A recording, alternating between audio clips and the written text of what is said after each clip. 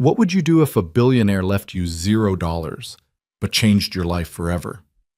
Tonight, I'm going to tell you about Noah Reyes, a broken single father who served his last table at a dying diner, expecting nothing but another empty night. Instead, he found a hidden note that would either destroy him or save everything he loved.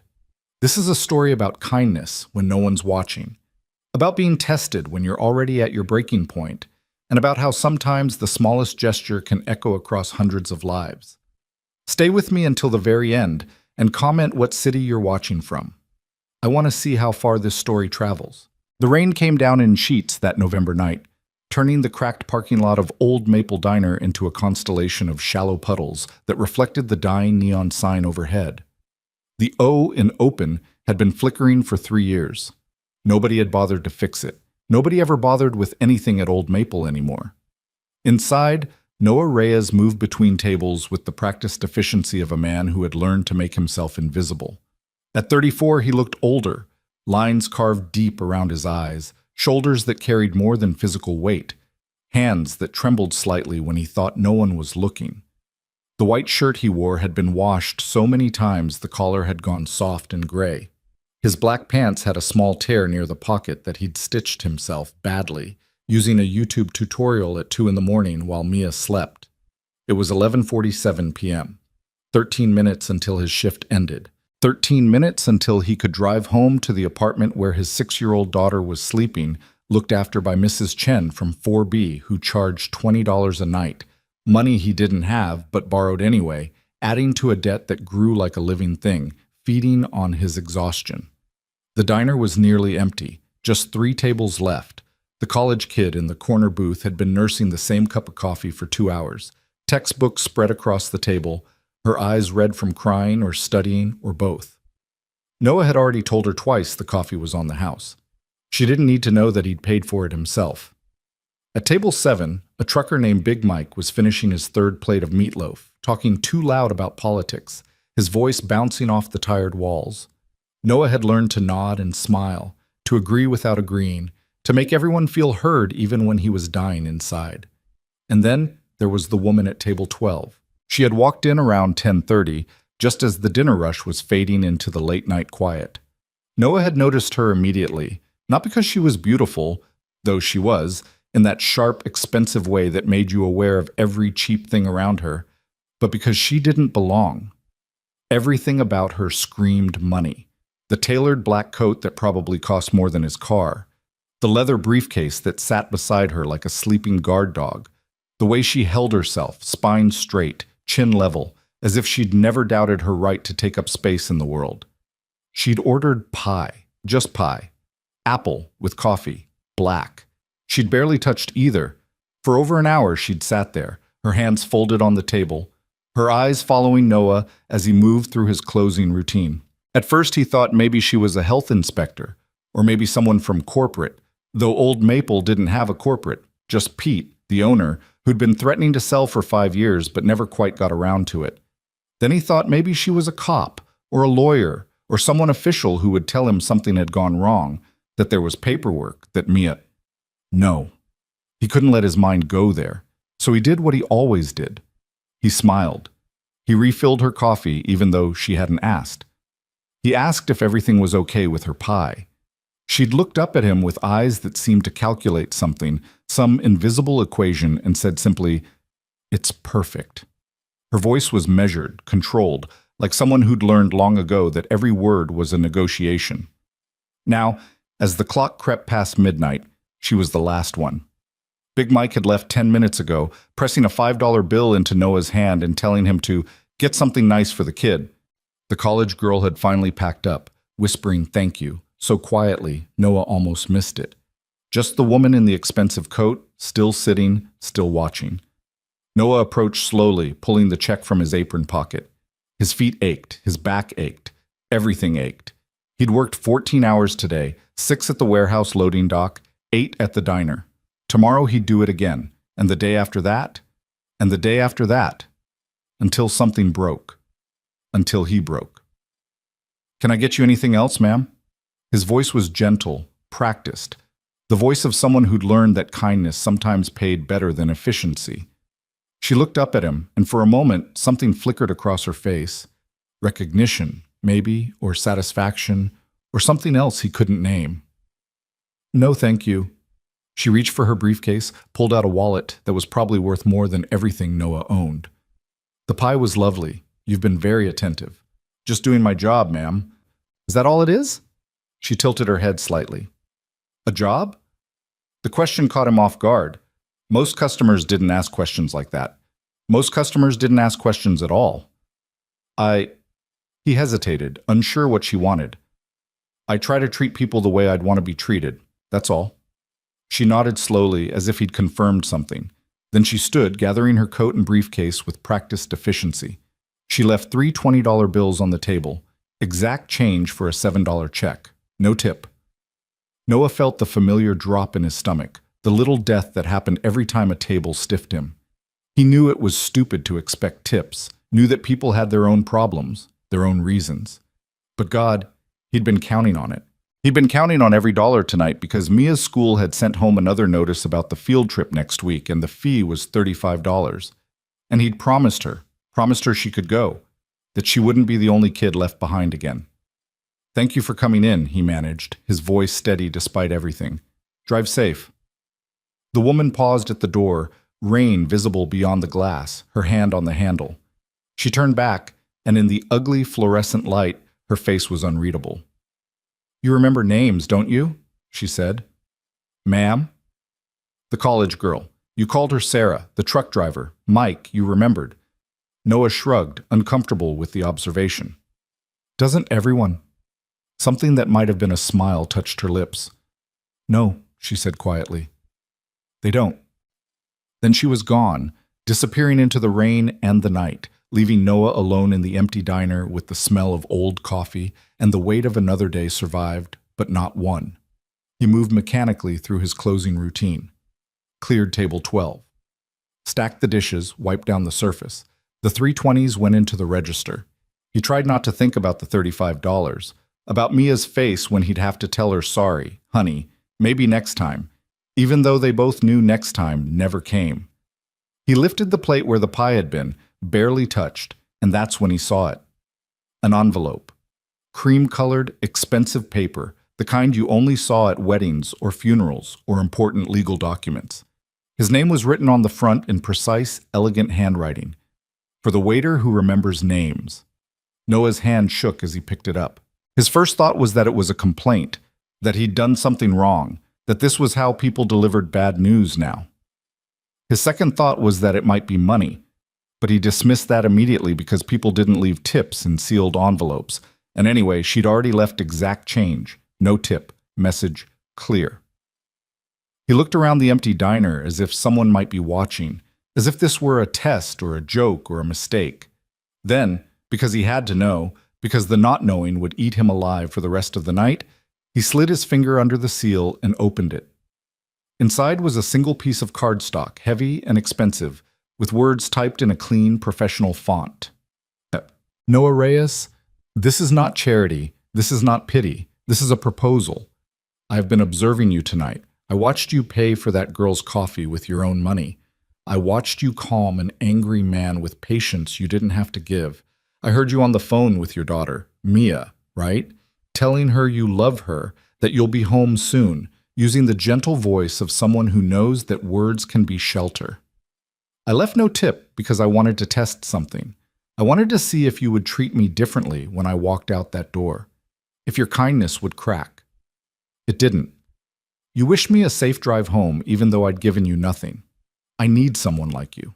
My company needs someone like you. The world needs someone like you. Come to Ward Industries tomorrow at 10 a.m. Ask for me at the front desk. Bring nothing but yourself and an open mind. This is not charity, it's an opportunity. What you do with it is entirely up to you." Celeste Ward, CEO, Ward Industries, us. At the bottom of the card was an address in downtown's financial district, where the buildings touched the sky, and people like Noah didn't exist except as the invisible hands that cleaned offices and served coffee and kept the machinery of wealth running smoothly. Noah read it 3 times, then a fourth. His mind refused to process the words properly. They kept sliding away, rearranging themselves into something that made sense, because this didn't make sense. This was the kind of thing that happened in movies, in stories, in the desperate daydreams of people who'd given up on real hope and survived only on the fake kind. Celeste Ward. He knew the name. Everyone knew the name. Ward Industries was one of the biggest tech companies on the East Coast. Artificial intelligence, green energy, venture capital, a dozen other things Noah didn't fully understand but knew represented the kind of money that could buy countries. And she'd been sitting in Old Maple Diner, watching him, testing him. His first instinct was that it was fake, a scam, some elaborate identity theft scheme. His second instinct was to throw it away, to pretend he'd never seen it, because hope was dangerous and disappointment was worse than no hope at all. But as he stood there in the empty diner, the envelope trembling in his hands, he thought about Mia, about the field trip form sitting on their kitchen table, about the eviction notice that would come if he was late on rent one more time, about the medical bills from when she'd had pneumonia last winter, still unpaid, still growing, about the way she'd asked him last week, in that small voice children use when they're trying not to want too much, if maybe someday they could have a Christmas tree, a real one, not just the picture she'd drawn and taped to the wall. He folded the card carefully and slid it into his pocket, next to his dying phone and the $5 bill from Big Mike. Then he finished closing the diner, turned off the lights, locked the door, and walked out into the rain. The drive home took 23 minutes through streets that got progressively worse, buildings progressively more tired, until he reached the Garden Terrace Apartments, a name that mocked itself, as there was no garden and no terrace, just a 4-story brick box slowly surrendering to time and neglect. He parked his 15-year-old Honda Civic in the spot marked 2C. The paint so faded you could barely read it. The engine made a sound like grinding teeth when he turned it off. He sat in the darkness for a moment, rain drumming on the roof, trying to organize his thoughts into something coherent. Tomorrow at 10 a.m. Ward Industries. Celeste Ward. It had to be fake. It had to be. But what if it wasn't? He climbed the stairs to the second floor, his legs heavy with exhaustion. The hallway smelled like old carpet and someone's cooking, something with curry, probably the Patels in 2E. At his door he paused, listening. Silence. Good. Mia was asleep. Mrs. Chen opened her door before he could knock, as if she'd been waiting. She was 76, thin as paper, with eyes that saw too much. "She's been asleep since 8:30, Mrs. Chen whispered. "No nightmares tonight." Relief flooded through him. The nightmares had been bad lately. Mia dreaming about her mother, about the accident, about losing Noah too. He'd held her through too many 3 a.m. panic attacks, promising her that he wasn't going anywhere, that she was safe, that everything would be okay, lying, always lying, because he didn't know if any of it was true. "Thank you, Mrs. Chen. I'll get you the money tomorrow. I promise." She waved a hand, cutting him off. "You give me when you have it. The baby needs you more than I need money. Now go. You look dead on your feet." He wanted to argue, to insist, to maintain some dignity, but he was too tired. He just nodded and slipped into his apartment. It was small. Very small. Studio apartment that the landlord generously called a one-bedroom, because there was a curtain you could pull across to separate the sleeping area from the living area. 340 square feet of space for 2 lives. The kitchen was 3 feet of counter and a hot plate. The bathroom was the size of a closet. The window looked out onto a brick wall. But it was clean. God, it was clean. Noah made sure of that. And it was warm, and it was theirs. Mia was curled up on the bed they shared, buried under her favorite blanket, the purple one with stars that was getting too small for her, but that she refused to give up. Her dark hair spilled across the pillow, and in sleep she looked peaceful in a way she rarely did awake. 6 years old and already worried about money, about making things harder for Daddy, about being good so he wouldn't leave like Mommy did. It broke his heart every single day. Noah changed quietly, pulling on sweatpants and an old t-shirt, moving by muscle memory in the darkness. He sat on the edge of the bed, careful not to wake her, and pulled the envelope from his pocket. In the dim light from the street lamp outside, he read the card again. This is not charity, it's an opportunity. 5 years ago, he would have laughed. 5 years ago, he'd been someone different. Noah Reyes, software engineer, 30,000 a year salary, wife he loved, baby daughter, a future that looked bright and wide and full of possibility. They'd had plans, a house, maybe another kid, vacations, normal things, human things. Then one night, black ice, an intersection, a truck that didn't stop. Emily died on impact. Noah spent 3 months in the hospital. When he came out, everything was gone. The medical bills had eaten their savings. His job had moved on. His skills had aged out in an industry that measured careers in months, not years.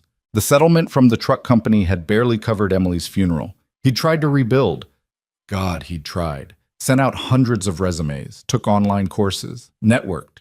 But nobody wanted a developer with a 3-year gap and medical issues and a kid who got sick a lot because she'd inherited her mother's weak lungs. So he'd taken what he could get. Warehouse work, diner work, any work, all work. Trying to be both parents, failing at both, surviving only because Mia was too young to realize how badly he was failing. And now this impossible card with its impossible offer. Come tomorrow at 10 a.m. He couldn't. He had a warehouse shift at 9. He'd lose the day's pay. And for what? A scam? A joke? Some billionaire's twisted social experiment? But if it wasn't, and he didn't go, and he spent the rest of his life wondering what if, Mia stirred in her sleep, reaching out instinctively for him. Noah lay down beside her, wrapping his arm around her small body, feeling her heartbeat against his chest, the only thing in his life that still felt real and solid and true. I love you, baby girl, he whispered. I'm trying so hard. She mumbled something in her sleep, burrowed closer, and was still. Noah closed his eyes, the card still clutched in his hand, and tried to sleep. But all he could see was that woman, Celeste Ward, sitting in the diner, watching him with those calculating eyes, seeing something in him that he couldn't see in himself. You remember names. Yeah, he remembered names.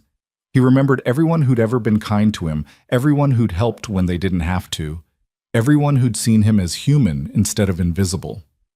The list wasn't long, but every name on it mattered. Maybe that's what she saw. Maybe that's what she wanted. Or maybe she was just bored and cruel, and this was how rich people entertained themselves. Only one way to find out. Sometime around 3 in the morning, Noah made his decision. He'd call in sick to the warehouse. He'd lose the day's pay, $48 he desperately needed. He'd put on his one good suit that didn't fit quite right anymore and was a decade out of style. He'd wake up Mrs. Chen and ask her to watch Mia for the morning, adding to the debt that kept growing.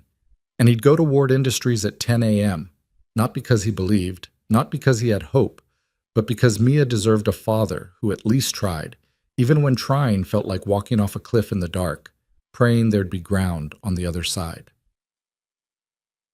Morning came too fast and too slow. Noah barely slept, his mind churning through possibilities and disasters in equal measure. When the alarm went off at 6:30, Mia was already awake, sitting up in bed with her stuffed rabbit, Mr. Hoppy, clutched to her chest. Daddy, you were talking in your sleep, she said softly. Sorry, baby. Did I wake you? She shook her head. You said someone's name, Celeste. Who's Celeste? Noah's heart clenched. Even in sleep, he couldn't escape this. Just someone I met at work. Nothing important. But Mia had their grandmother's eyes, Emily's mother's eyes, the ones that could see through lies. Are you worried? A little.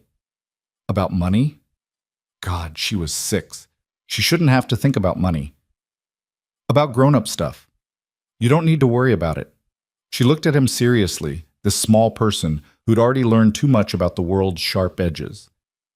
Mrs. Chen says worry is like carrying stones. The more you carry, the slower you go. Noah couldn't help but smile. Mrs. Chen is pretty smart. Are you going to work today? This was the hard part. He never lied to Mia. Never. She'd lost her mother to a lie the universe told, that tomorrow was guaranteed, that safety was real, that love could protect you from everything. I have to go somewhere different today, he said carefully. A meeting. I'll be back by lunch. A meeting about what? About, he hesitated, about maybe making things a little easier. For us. Her eyes lit up with something dangerous. Hope. Like you getting a better job? Maybe. Or maybe nothing. I don't know yet. I just have to go see. She nodded slowly, processing this. Then, in the way children did, cutting straight through to the thing that mattered. Will you be safe? Yes, baby, I promise. It's just a meeting in an office. Okay. She hugged Mr. Hoppy tighter. Can I have cereal for breakfast? And just like that, the world was simple again. Cereal, breakfast, normal things. Noah made her breakfast, off-brand Cheerios with milk that would expire tomorrow, and got her ready for school. Mrs. Chen agreed to take her to the bus stop, waving off his thanks and his promises to pay her back as if money were nothing, as if kindness were free. By 8:30, Mia was fed and dressed and walking hand in hand with Mrs. Chen down the hallway. She turned back at the stairs, her small face worried. Daddy? Yeah, baby? Whatever happens at the meeting, I love you anyway. His throat closed up. I love you too, more than anything.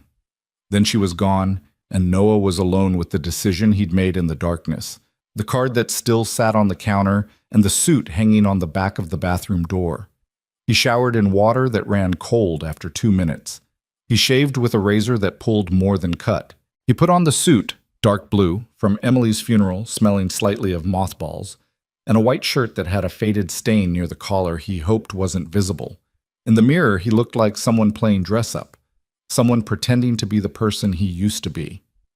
At 9:45, he locked the apartment door and walked down to his car. The Honda started on the third try. The check engine light glowed its perpetual warning. He had a quarter tank of gas and $12 in his wallet.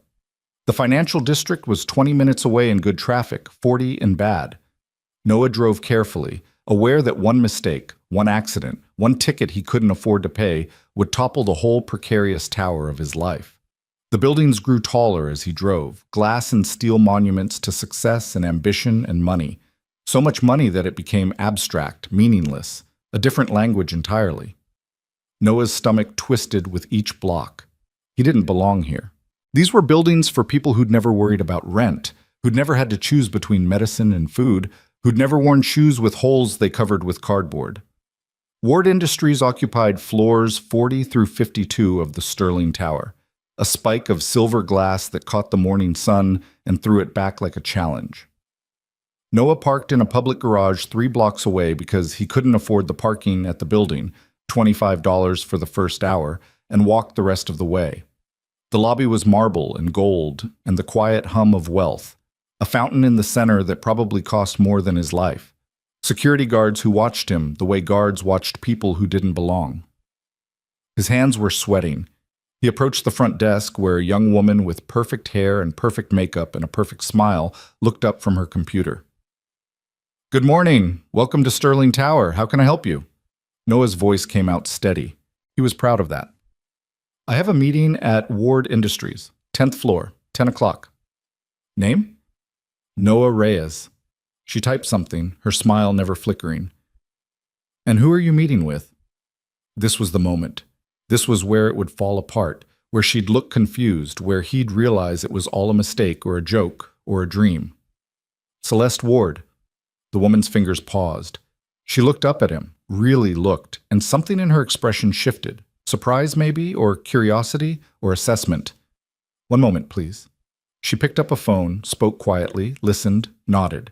When she hung up, her smile had changed. It was real now, uncertain. Mr. Reyes, please take the elevator to the 50th floor. You'll be met there. Thank you. Good luck, she added, and he didn't know if she was being polite or if she knew something he didn't. The elevator was glass on one side, showing the city falling away as he rose. Noah watched the ground shrink, watched his old life get smaller and smaller until it was just one tiny point among millions, indistinguishable, forgettable. The doors opened at 50 with a soft chime that sounded like money. A man in an expensive suit was waiting, mid-40s, black, with the kind of presence that made you stand straighter without meaning to. He extended a hand. Mr. Reyes, I'm Marcus Thompson, Ms. Ward's executive assistant. Thank you for coming. She's waiting for you. Noah shook his hand, aware of his own calluses against Thompson's smooth palm. Is this real? Something that might have been amusement flickered across Thompson's face. Let's find out. Follow me, please. They walked through spaces that didn't feel like offices so much as temples to success. Glass everywhere. Art that Noah recognized from museums he'd taken Mia to on free days. Views of the city that made you feel like a god. And people. So many people moving with purpose and confidence and expensive clothes, talking about markets and acquisitions and projections, speaking languages Noah had once known but had forgotten. Finally, they reached a corner office. Thompson knocked once, then opened the door. "Mr. Reyes, Miss Ward." The woman from the diner sat behind a desk the size of Noah's entire kitchen, but she wasn't looking at papers or computers or any of the trappings of power.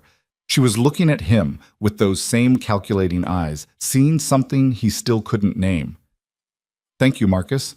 Please hold my calls." "Of course." The door closed with a soft click, and Noah was alone with Celeste Ward. She stood, walked around the desk, and gestured to a pair of chairs by the window. Not the formal interview setup, but something more casual, more human. "Sit, please. Coffee? Water?" "I'm fine, thank you." "You're terrified." It wasn't a question. Noah decided honesty was all he had. "Yes." "Good. That means you're smart." She sat across from him, not behind a desk or position of power, but as an equal, or at least pretending to be. "Did you bring the card?" He pulled it from his pocket, worn now from being held all night. She glanced at it and nodded. "I meant every word. This is not charity. This is not pity. I have a problem, and I think you might be the solution." "I don't understand." "I know. Let me explain." She leaned back, her fingers steepled. Ward Industries is successful, very successful. We make billions of dollars a year developing technology that changes the world. But we've gotten disconnected. We operate at such a high level that we've forgotten what it means to actually help people. Real people. Not markets. Not demographics. People. Noah listened, still waiting for the catch, the twist, the moment this turned into something ugly. 2 years ago, Celeste continued, I launched the Second Chances initiative. The goal is simple. Identify people who've fallen through the cracks of our economic system. People with potential, with character, with something to offer, and give them opportunities to rebuild. Job training, education, employment placement, financial support. Not charity. Investment. That sounds good, necessary. It's failing. The words were flat, factual. We've spent $40 million and helped exactly 73 people. 73. Do you know why? Noah shook his head. Because the people running it don't understand struggle. They understand poverty as a statistic, not as a reality. They see people like you as problems to solve, not as humans to respect. They create programs that look good on paper and fail in practice. She leaned forward, intense now. Last night, I was tired, exhausted.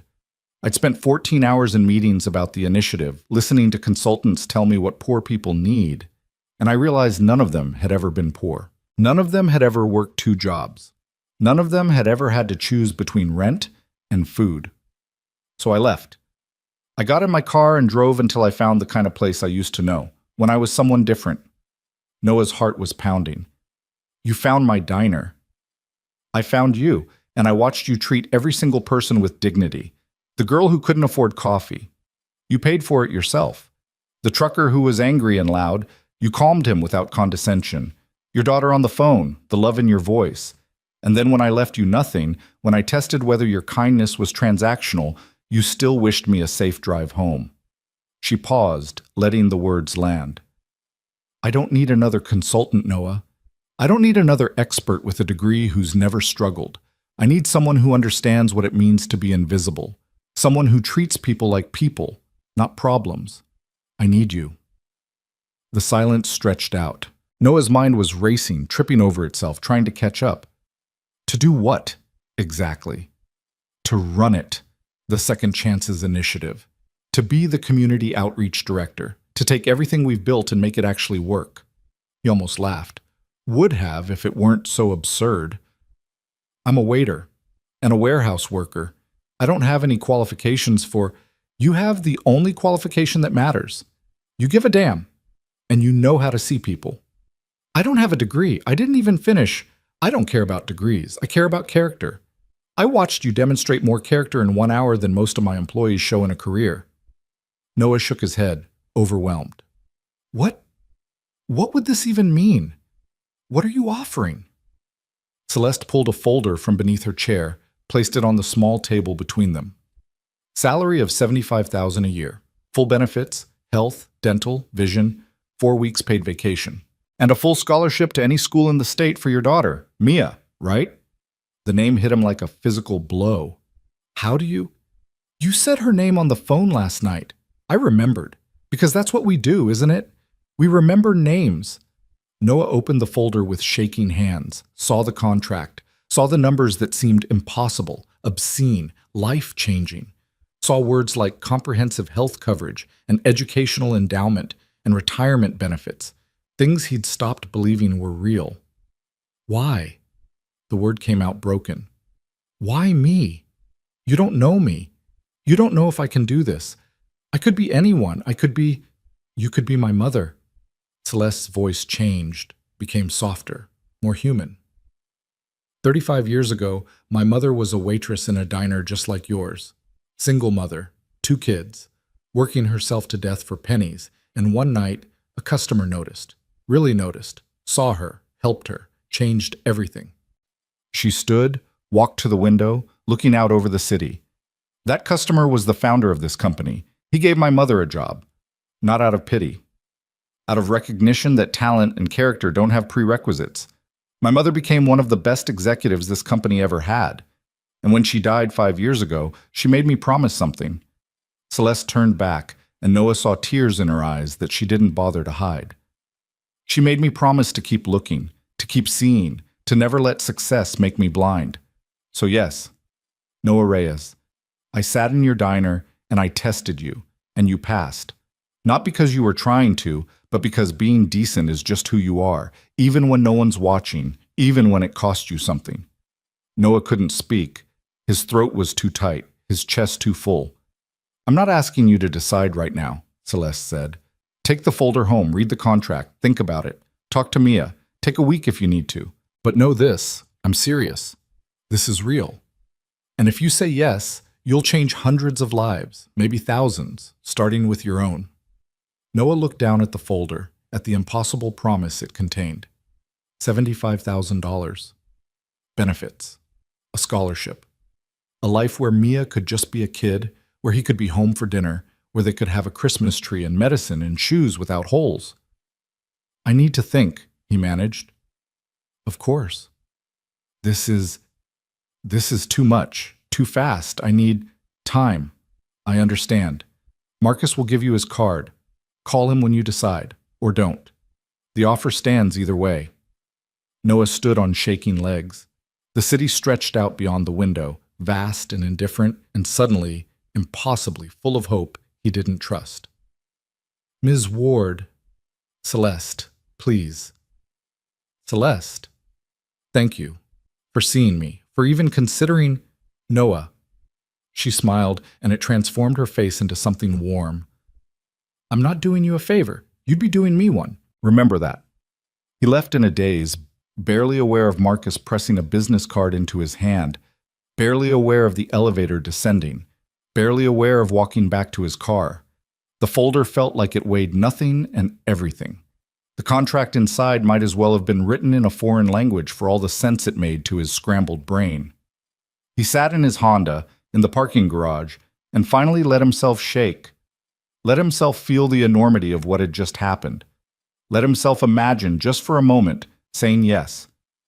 And then he thought about Mia, about being home for dinner, about her having a real school, real opportunities, real choices, about her not growing up the way he had, afraid, invisible, always one crisis away from collapse. His phone buzzed. A text from Mrs. Chen. Mia home from school, all good, take your time. He looked at the time. 11:47 a.m. Exactly 12 hours since he'd found the card under that plate. 12 hours since his life had cracked open like an egg, spilling possibilities everywhere. Noah drove home slowly, carefully, The folder on the passenger seat beside him like a passenger with an opinion. He didn't know what he was going to do. Didn't know if he was brave enough to say yes or smart enough to say no. But for the first time in 5 years, he felt something he'd forgotten existed. Hope. Dangerous, terrible, beautiful hope. The apartment felt different when Noah walked through the door at noon. The same 340 square feet, the same worn carpet, the same water stain on the ceiling that looked like a map of somewhere he'd never go. But the folder in his hand changed the gravity of everything, made the walls feel both smaller and more precious, like he was seeing his life from the outside for the first time. Mia was at the kitchen table with Mrs. Chen, practicing her letters. She looked up when the door opened, and her whole face brightened in a way that made Noah's chest ache. "Daddy, you're home early!" He crossed the room and kissed the top of her head, breathing in the scent of her strawberry shampoo. Meeting didn't take as long as I thought. Mrs. Chen was watching him with those sharp eyes that missed nothing. The meeting went well. Noah set the folder on the counter, face down, casual. It was interesting. Interesting good or interesting bad? I'm not sure yet. He turned to Mia, who was looking between them with the worried expression children wore when they knew adults were speaking in code. "Hey, baby girl, how was school?" "Fine. We learned about butterflies. Did you know some of them fly thousands of miles? Mrs. Patterson said it's called migration, and they know the way, even though they've never been there before. That's pretty amazing." "Yeah." She went back to her letters, carefully tracing an uppercase B. "Daddy, can I ask you something?" "Always." "Is the meeting why you look scared?" Mrs. Chen made a soft sound in her throat. Noah knelt beside Mia's chair so they were eye level. "I'm not scared, honey, just thinking about some big decisions." "What kind of decisions?" "How did you explain this to a 6-year-old? How did you say that a stranger had offered to change their lives, but accepting might mean stepping into a world where he'd drown, where he'd fail spectacularly and drag them both down harder than if he'd just stayed in his lane?" "Grown-up work stuff," he said finally. "Nothing for you to worry about." But Mia had inherited her mother's ability to read him like a book. "Is it about money?" "Mia, because Mrs. Chen says we shouldn't worry about money so much. She says you work too hard and I should tell you that." Noah looked over at Mrs. Chen, who had the grace to look slightly embarrassed. "Mrs. Chen is very wise," Noah said carefully.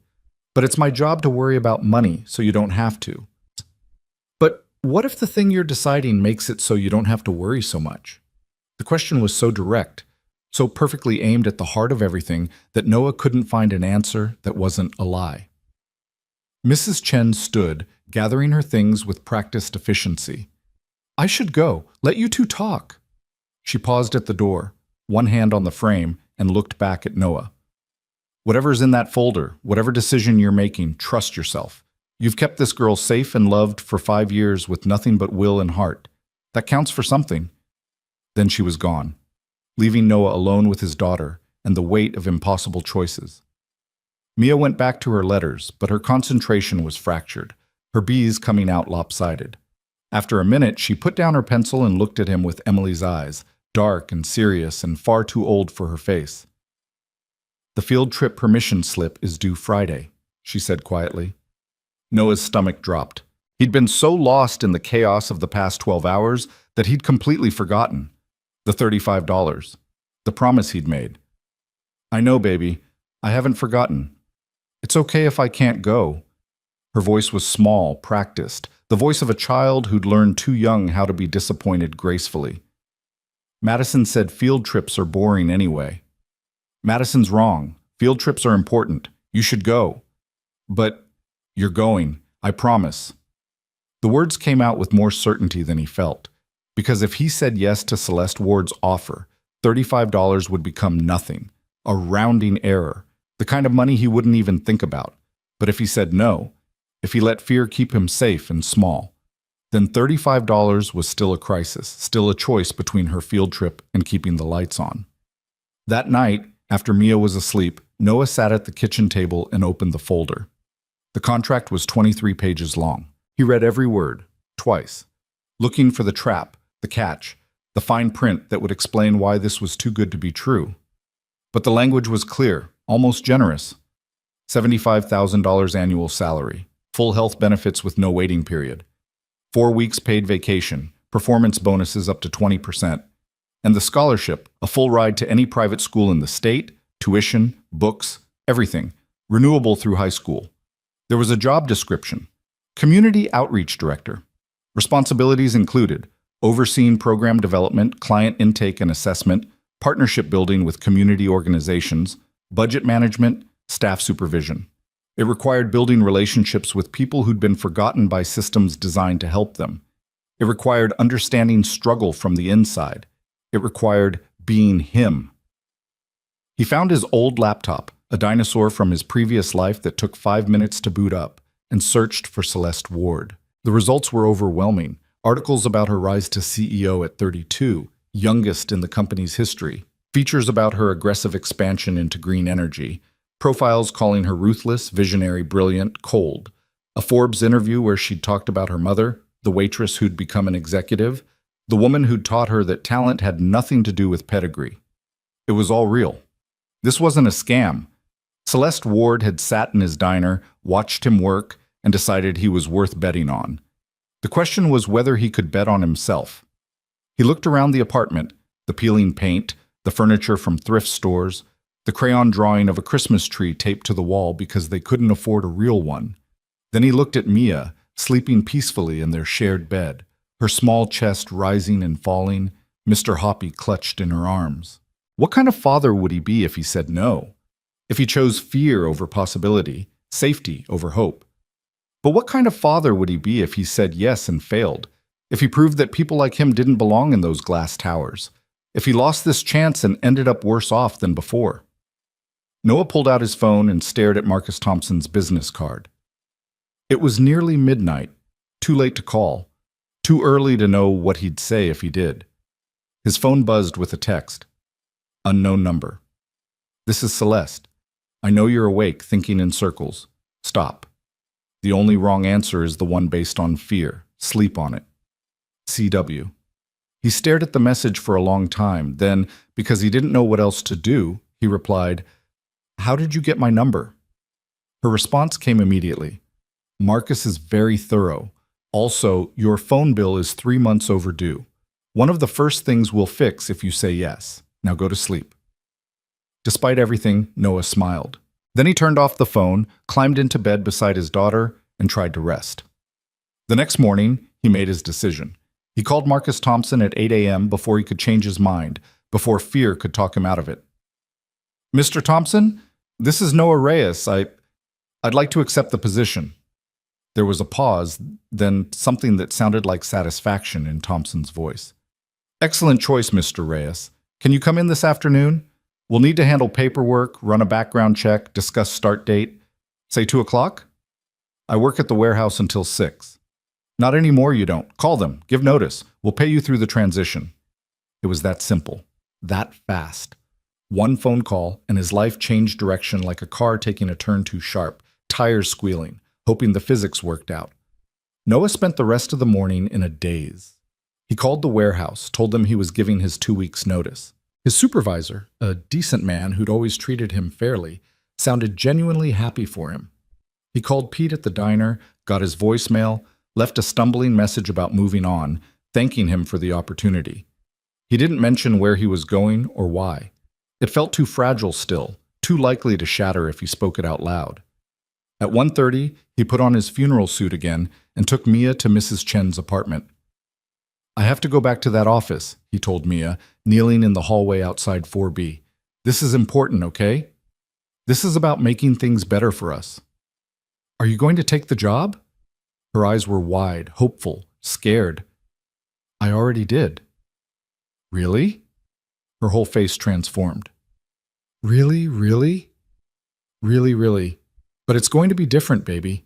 I'll be working in an office, wearing suits, being around people who are different from us. It might be hard. Will you be happy? The question stopped him cold. Would he be happy? He didn't know. He knew he'd be terrified. Knew he'd feel like an imposter.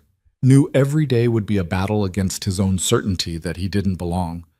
But he also knew that when he came home, he'd actually be present. That Mia would have opportunities he'd never dreamed of giving her. That maybe, for the first time since Emily died, they could stop just surviving and start actually living. "I'm going to try," he said, "for both of us. I'm going to try." She hugged him fiercely, her small arms around his neck. "I'm proud of you, Daddy." And God help him, he believed her. Ward Industries felt less intimidating the second time, though Noah's hand still shook as he rode the elevator to the 50th floor. Marcus Thompson met him with a warm handshake and a folder even thicker than the first one. "Welcome aboard, Noah. May I call you Noah?" "Please." "Excellent. We have a lot to cover today. First, the boring but necessary legal items. Background check authorization, standard procedure, nothing personal, direct deposit information, tax forms, benefits enrollment. Then we'll discuss your start date and initial training schedule." They spent 2 hours in a conference room, Noah signing documents and trying not to feel overwhelmed by the scope of what he was agreeing to. The benefits package alone made his head spin. Health insurance with a $5 copay. Dental coverage that included orthodontics. Mia's crooked front teeth could be fixed. Vision insurance, life insurance, disability insurance. Things he'd stopped believing were real. "Now," Marcus said, sliding another packet across the table, "the education scholarship for your daughter. This is administered through the Ward Foundation separately from your employment. So even if you left the company, Mia's education would remain secure. I'll need you to fill out these forms indicating your school preferences." School preferences? The scholarship covers tuition, books, uniforms, extracurriculars, and meals at any private institution in the state. I've included a list of our partner schools. Oakmont Academy is excellent. Small class sizes, strong arts program, very nurturing environment for young children. Or if you prefer something with a STEM focus, wait. Noah's brain was struggling to process. Private school? Her public school is fine. She's doing well there. Marcus smiled gently. Of course, if you prefer to keep her where she is, the scholarship will be held in trust for future use. College, graduate school, whatever she needs. The choice is entirely yours. Private school. Noah had never even considered it. That was for other people's children, children whose parents could afford things like piano lessons and summer camps and tutors. But now it was possible. Now Mia could have teachers who weren't overwhelmed and exhausted, classrooms that weren't overcrowded, resources that weren't rationed. Can I think about it? Absolutely. No rush. The important thing is the support is there. Marcus checked his watch. We have one more item on today's agenda. Miss Ward would like to see you in her office. Noah's stomach tightened. Is something wrong? On the contrary, she wants to discuss your first project.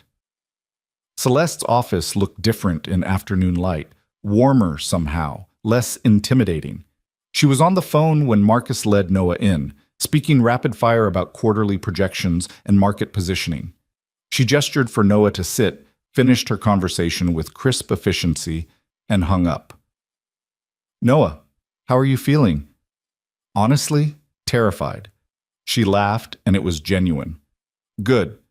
Overconfidence is dangerous. Healthy fear keeps you sharp." She came around her desk, sat in the chair beside him instead of across. "I want to talk about how we're going to do this. Your official start date is Monday, but before then, I need you to understand what you're walking into." Okay. The Second Chances Initiative is failing because it's designed wrong.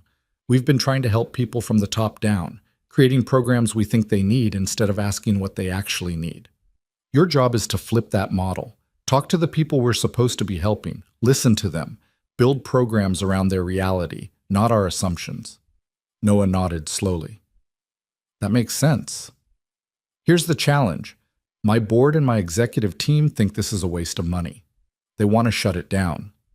I've bought us 6 months to prove it can work. If we can show real results, not just numbers, but actual lives changed, we keep going. If not, the program dies and I lose the political capital to try again. The weight of that settled on Noah's shoulders. No pressure then. Enormous pressure. Which is why I need you to be honest with me, always. If something isn't working, say so. If you need resources, ask. If you think I'm wrong about something, tell me. I didn't hire you to agree with me. I hired you to be real. I can do that. I know you can. That's why you're here. She pulled a tablet from her desk and handed it to him. This is the current state of the program. 73 people helped over 2 years. Here are their files. What we did for them, what worked, what didn't. I want you to read through these this weekend. Call 3 of them. Ask them directly what we did right and what we did wrong. Noah took the tablet, feeling its weight. 73 lives. 73 stories like his own. Then Monday morning, 9 a.m., you and I meet. You tell me what you learned and what you want to change. We'll start building the real program together. Just like that? Just like that. Noah, I'm not going to micromanage you. I'm going to trust you. I'm going to give you the resources and the authority to do this right. All I ask in return is that you care as much about those 73 people and all the ones we haven't helped yet as you care about yourself. I will. I do. I know. She stood, extended her hand. Welcome to Ward Industries, Mr. Reyes. Try not to let us corporate types destroy your soul. He shook her hand, managed a smile. I'll do my best. Walking out of that building, tablet tucked under his arm, Noah felt like he was carrying something fragile and explosive. 73 stories. 6 months to prove it mattered. Everything he and Mia needed writing on, whether he could do something he'd never done before, had no training for, had no business attempting. He drove home slowly, his mind spinning through everything that had happened in 48 hours. 2 days ago, he was a waiter counting singles. Now he was community outreach director at a multi-billion-dollar company with a salary that seemed imaginary and responsibility that felt crushing. Mrs. Chen had Mia doing homework when he walked in. Mia looked up, her eyes asking questions her mouth didn't. I took the job, Noah said. I start Monday. Mia's scream of joy nearly shattered the windows. She launched herself at him, and he caught her, spun her around, let himself feel happy for the first time in years without waiting for the other shoe to drop. Does this mean we can get the Christmas tree? The real one? Noah laughed, actually laughed. Yeah, baby, we can get the Christmas tree. And I can go on the field trip? You can go on every field trip. She hugged him tighter, and he felt her tears against his neck. Happy tears, relief tears, tears of a child who'd been carrying too much weight for too long and finally got to set it down. That night, after Mia was asleep, Noah sat at the kitchen table and opened the tablet. 73 files. 73 people who'd been chosen for help. He started reading. Maria Santos, single mother of 4, given job training and childcare subsidies. Employed for 6 months, then lost the job when her childcare fell through. Now back where she started. David Park, former teacher who'd been blacklisted after blowing the whistle on corruption, given legal support and career counseling, currently working part-time at a call center, overqualified and underemployed. James Wilson, recovering addict, clean for 2 years, given housing support and job placement, relapsed after 3 months when his sponsor died. Now homeless again. The stories went on, good intentions, generous support, and then life happening, the way life always did, and the safety net disappearing because programs had end dates and rules and limitations. Noah made notes on the tablet, his handwriting awkward with the stylus. But the patterns were clear. The initiative had given people fish instead of teaching them to fish. Worse, it had given them fish and then taken the fish away after 90 days and wondered why they were hungry again. Around midnight, he called the first number on Celeste's list. Maria Santos answered on the 3rd ring, her voice wary. Hello? Ms. Santos? My name is Noah Reyes. I'm calling from Ward Industries about the Second Chances initiative. Is this a bad time? Silence. Then, are you calling to tell me I owe money? Because I already told them I can't pay back the childcare subsidies. I tried, but no ma'am. You don't owe anything. I'm calling because I'm taking over the program, and I wanted to ask you some questions about what worked and what didn't, about what we could have done better. More silence. He could hear children in the background, television sounds, life sounds. You really want to know? I really want to know. She laughed, bitter. Okay, here's what you could have done better. You could have asked me what I needed instead of telling me. You could have given me childcare that didn't disappear after 6 months, like children stop needing care on a schedule.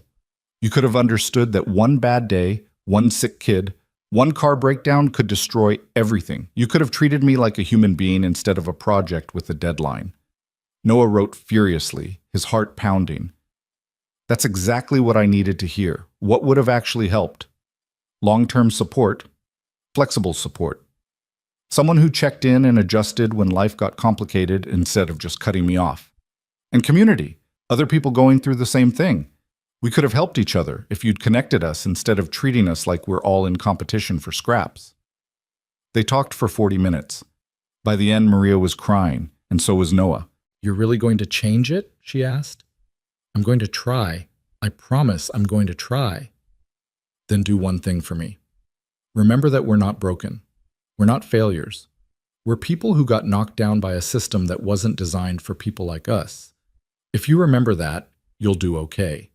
He called 2 more people that night, heard 2 more versions of the same story. Good people, bad luck. Systems that gave up on them the moment they stumbled. By 3 a.m., Noah had filled 20 pages of notes. His eyes burned, his hand cramped, but he understood now what Celeste had seen in him, what she needed. She didn't need someone who knew how to run a program. She needed someone who knew how it felt to be the program's target, to be seen as a problem to solve instead of a person to support. She needed someone who would remember Maria Santos's face when she said, "We're not broken," who would carry that truth like a gospel. Saturday morning, Noah woke with his head on the kitchen table, the tablet still glowing beside him. Mia was already awake, sitting cross-legged on the bed, watching him with concern. "Did you sleep here all night?" "Yeah, baby. I was working." Working on what? How did he explain that he was trying to figure out how to help people who'd been helped badly before? That he was terrified of letting them down the way they'd been let down already? "Learning," he said finally. "Learning how to do my job right." She climbed off the bed, came to the table, looked at the screen full of notes in his messy handwriting. "Are these people you're going to help?" "I hope so." "Will you help them the way Mrs. Chen helps us?" Noah looked at his daughter, this small, wise person who saw things so clearly. "What do you mean?" "Mrs. Chen doesn't just watch me sometimes. She knows my favorite snacks. She knows I get scared during thunderstorms. She knows about Mommy." "She doesn't help us like it's a job. She helps us like we're family." And there it was, the answer he'd been circling around all night. You couldn't program that, couldn't systematize it, couldn't put it in a budget spreadsheet or a quarterly report. You just had to care, had to see people as people, not problems, had to remember that behind every case file was a Maria Santos with 4 kids and dreams that kept breaking, a David Park who'd tried to do the right thing and got punished for it, a James Wilson fighting demons every single day, had to help them like family. "You're pretty smart, you know that?" Noah said. Mia grinned.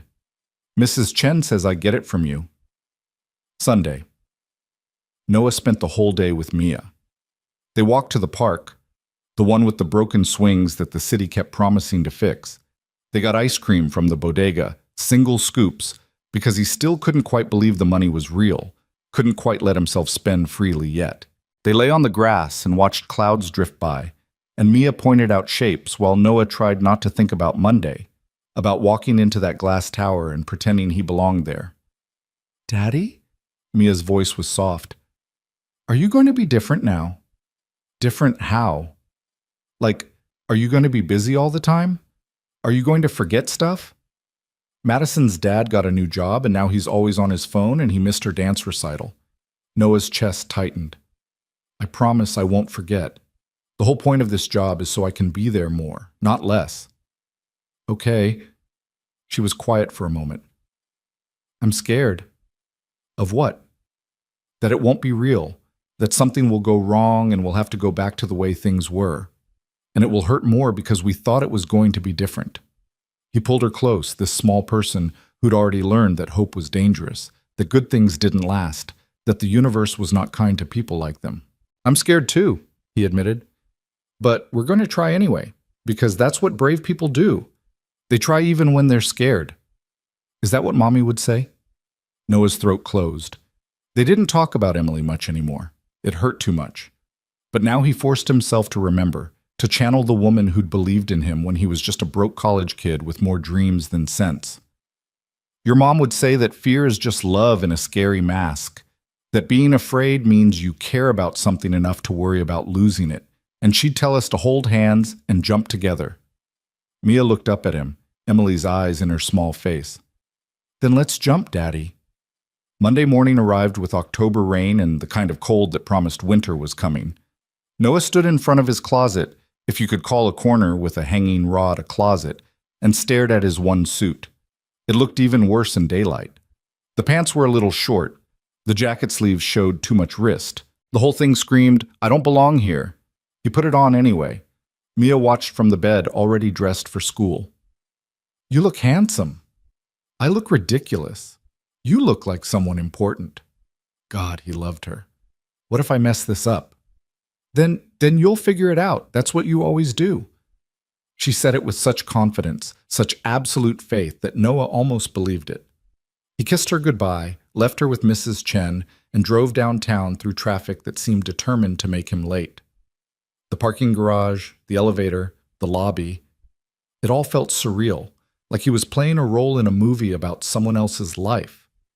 He rode up to the 50th floor, his heart pounding, his hands sweating in the expensive leather briefcase Marcus had given him on Friday, empty except for his tablet full of notes.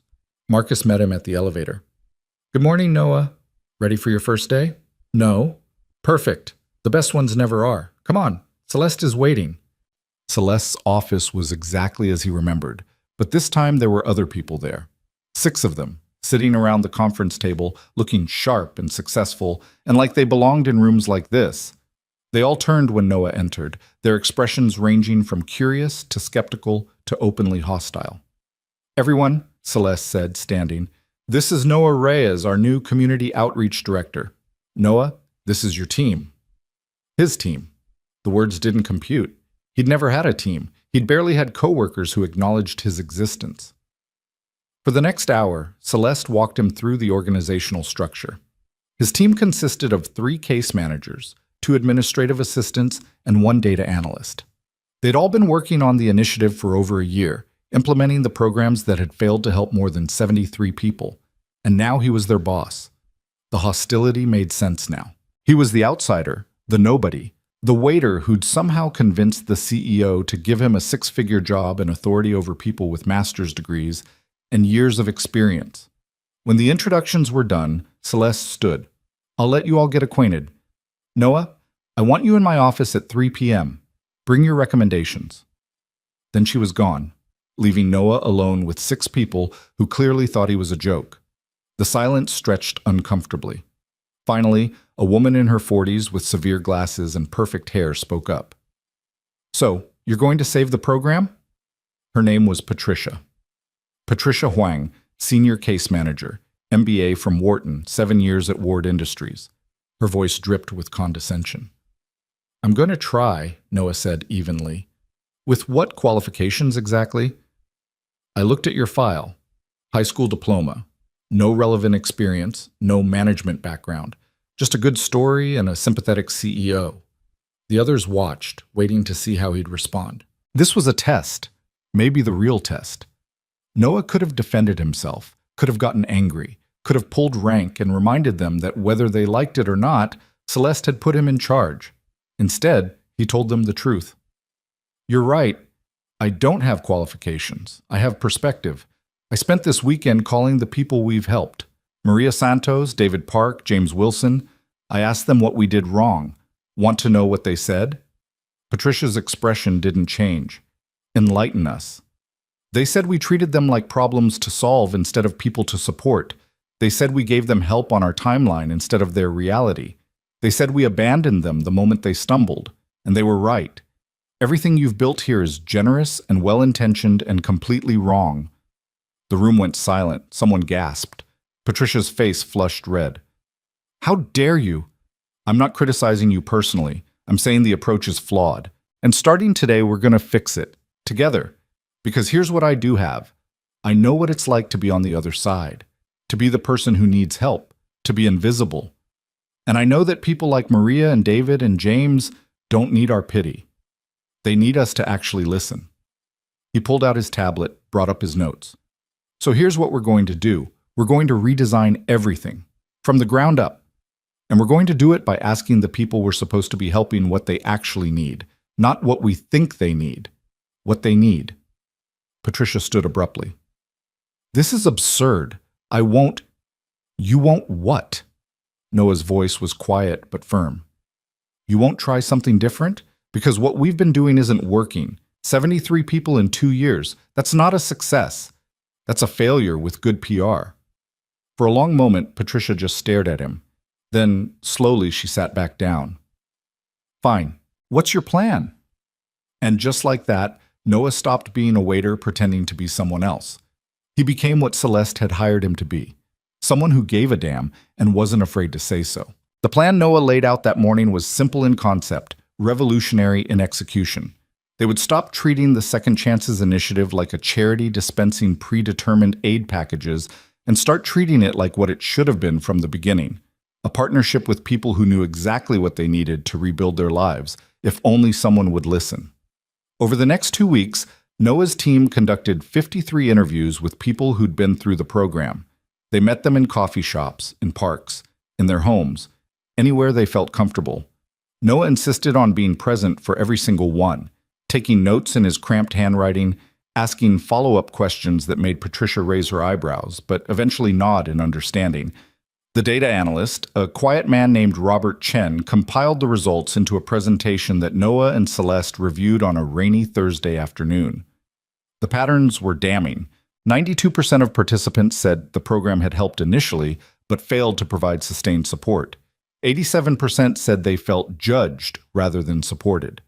74% said the rigid timelines and requirements had actually made their situations worse because missing a single appointment or deadline meant losing everything. It's a system designed to help people who don't actually need help, Noah said, pointing to the data on Celeste's enormous monitor. Someone who can make every appointment, meet every deadline, navigate bureaucracy without mistakes. That person doesn't need us. The people who really need us are the ones this system is designed to exclude the moment they have one bad day. Celeste leaned back in her chair, studying the numbers with an expression Noah had learned to recognize as her processing face. Recommendations? Tear it down. Build something new. Flexible timelines based on individual circumstances. Ongoing support instead of 90-day cutoffs.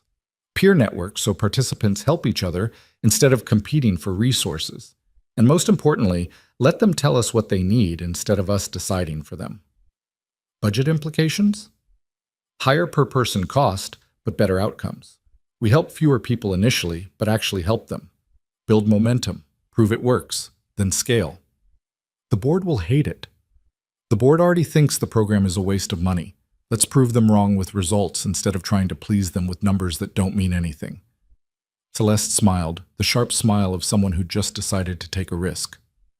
Do it. You have 3 months. Show me 5 success stories, real ones, sustained ones, and I'll go to the board with the new model. 3 months. 5 stories. Everything riding on whether Noah could deliver what he'd promised. He threw himself into the work with an intensity that bordered on obsession. His days started at 6 a.m. and ended past midnight.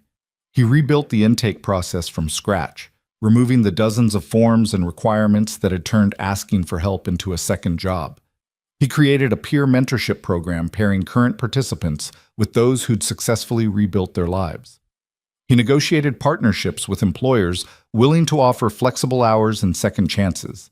He personally met with every single person who applied, learning their names, their stories, their dreams. Mia saw less of him than she had when he was working double shifts at the diner and warehouse. The irony wasn't lost on Noah. He'd taken this job partly to spend more time with his daughter, and now he was more absent than ever, just absent in a suit instead of a waiter's uniform. Mrs. Chen didn't say anything, but her look spoke volumes. Mia didn't complain, but Noah could see the worry in her eyes when he came home at 9 p.m. and collapsed on the couch, too exhausted to do anything but hold her while she told him about her day in a small voice that tried so hard to be understanding. "I'm sorry, baby," he whispered one night, his guilt a physical weight on his chest. "This won't be forever, just until we get the program working right." "It's okay, Daddy. You're helping people." "You're supposed to come first. I am first, because you're teaching me that helping people matters. She was 6 years old and wiser than he deserved. Noah held her tighter and promised himself that once these 3 months were over, once he'd proved the program worked, he'd find balance. He'd be present. He'd keep the promise he'd made on that Sunday in the park. But first he had to deliver 5 success stories. The first was Maria Santos.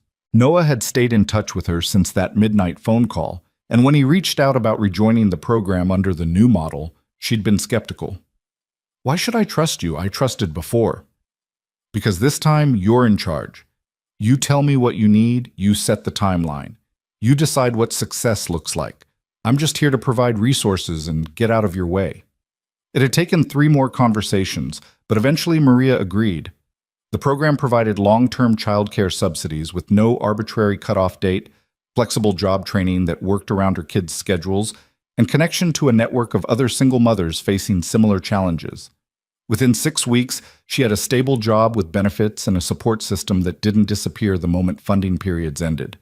The second was a man named Thomas Wright, a former software engineer, like Noah had been, who'd lost everything to medical bankruptcy when his wife got cancer. Noah saw himself in Thomas's defeated eyes, understood the specific shame of falling from the middle class into poverty, of having people assume you'd made bad choices when really you'd just had bad luck. "I don't need job training," Thomas said at their first meeting. "I need someone to give me a chance, despite the gap in my resume and the bankruptcy on my credit report." So Noah used his connections, the network he was building through Celeste's introductions and his own relentless networking, to find companies willing to look past the red flags. He coached Thomas through interviews, helped him explain the gap without sounding defensive.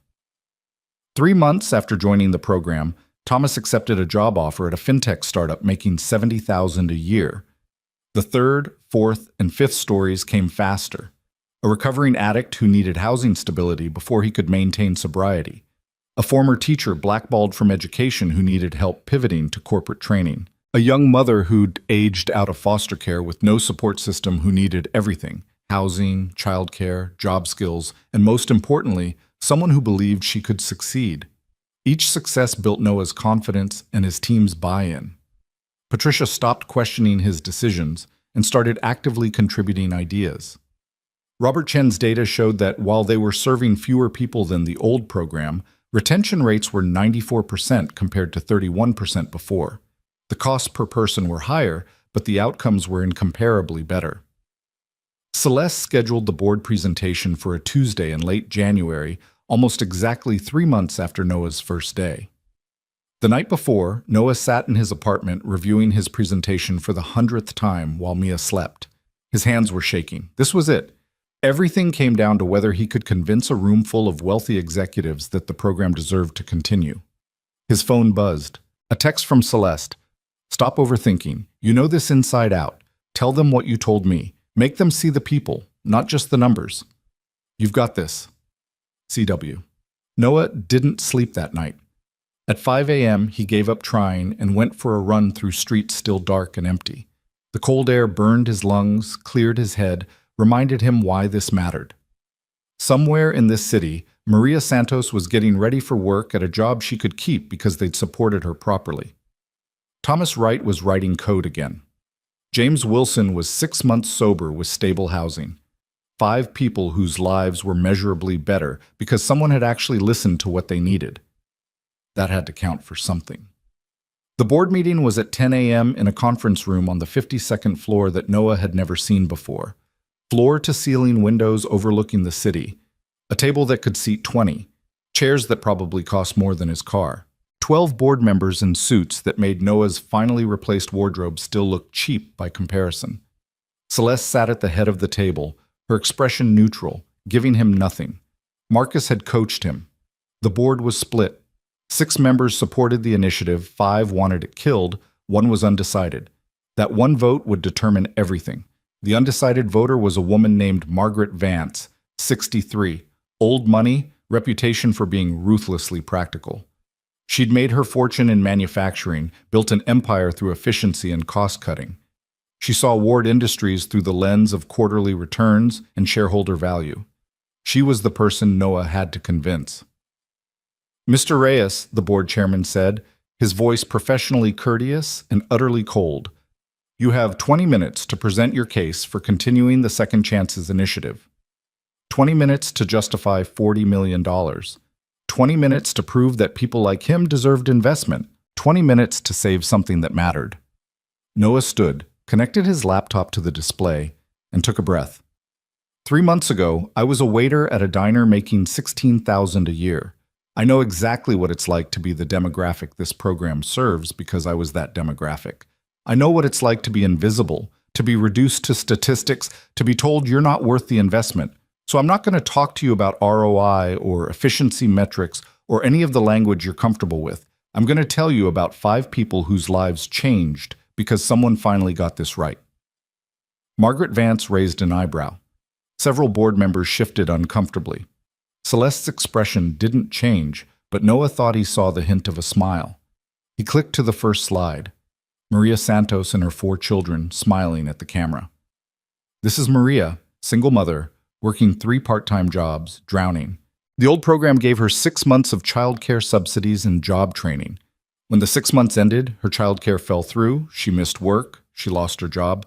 We called that a success because we'd served her. She called it a betrayal. He clicked to the next slide, showing Maria at her current job, wearing a professional uniform, pride evident in her posture. Under the new model, we asked Maria what she needed. She said long-term stability, not temporary fixes.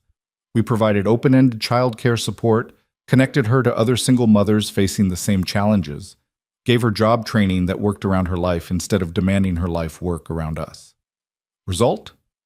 She's been employed for 12 weeks, her kids are stable, and she's paying taxes instead of using emergency services. The city wins. She wins.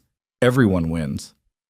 He moved through each story methodically, making them human, making them real, refusing to let the board reduce them to numbers on a spreadsheet. Thomas Wright, whose medical bankruptcy wasn't a moral failure, but a failure of systems. James Wilson, whose addiction needed sustained support, not a 90-day countdown. Each story was specific, detailed, undeniable. The old program served 73 people in 2 years at a cost of $40 million, Noah said, pulling up Robert's data. That's $547,000 per person with a 31% sustained success rate. The new model serves fewer people, but with a 94% success rate.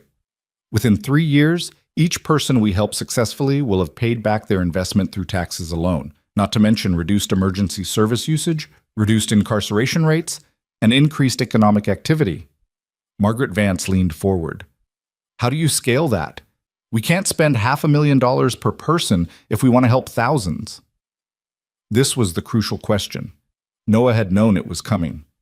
You don't scale it the same way. You scale it through community. Every person we help successfully becomes a mentor in the network. They help the next person, who helps the next. We provide the initial support, but the community provides the sustainability. Maria Santos is already mentoring 3 new participants.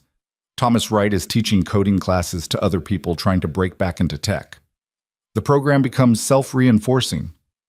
That's optimistic, Margaret said, her tone skeptical but not dismissive. What happens when someone fails? When they relapse or lose a job or stop engaging? We don't abandon them. That's the whole point. Failure isn't an end state, it's part of the process. The old model treated any setback as disqualification. The new model recognizes that rebuilding a life isn't linear. We stick with people through the setbacks, adjust support as needed, maintain the relationship. At what cost? Lower than you'd think, because the people in the network support each other. We're not paying professionals to provide 24/7 support. We're facilitating peer relationships that happen organically. Our role is to provide resources and structure, not to be the sole source of support. The board members asked questions for another 30 minutes. Some were hostile, looking for ways to discredit the program.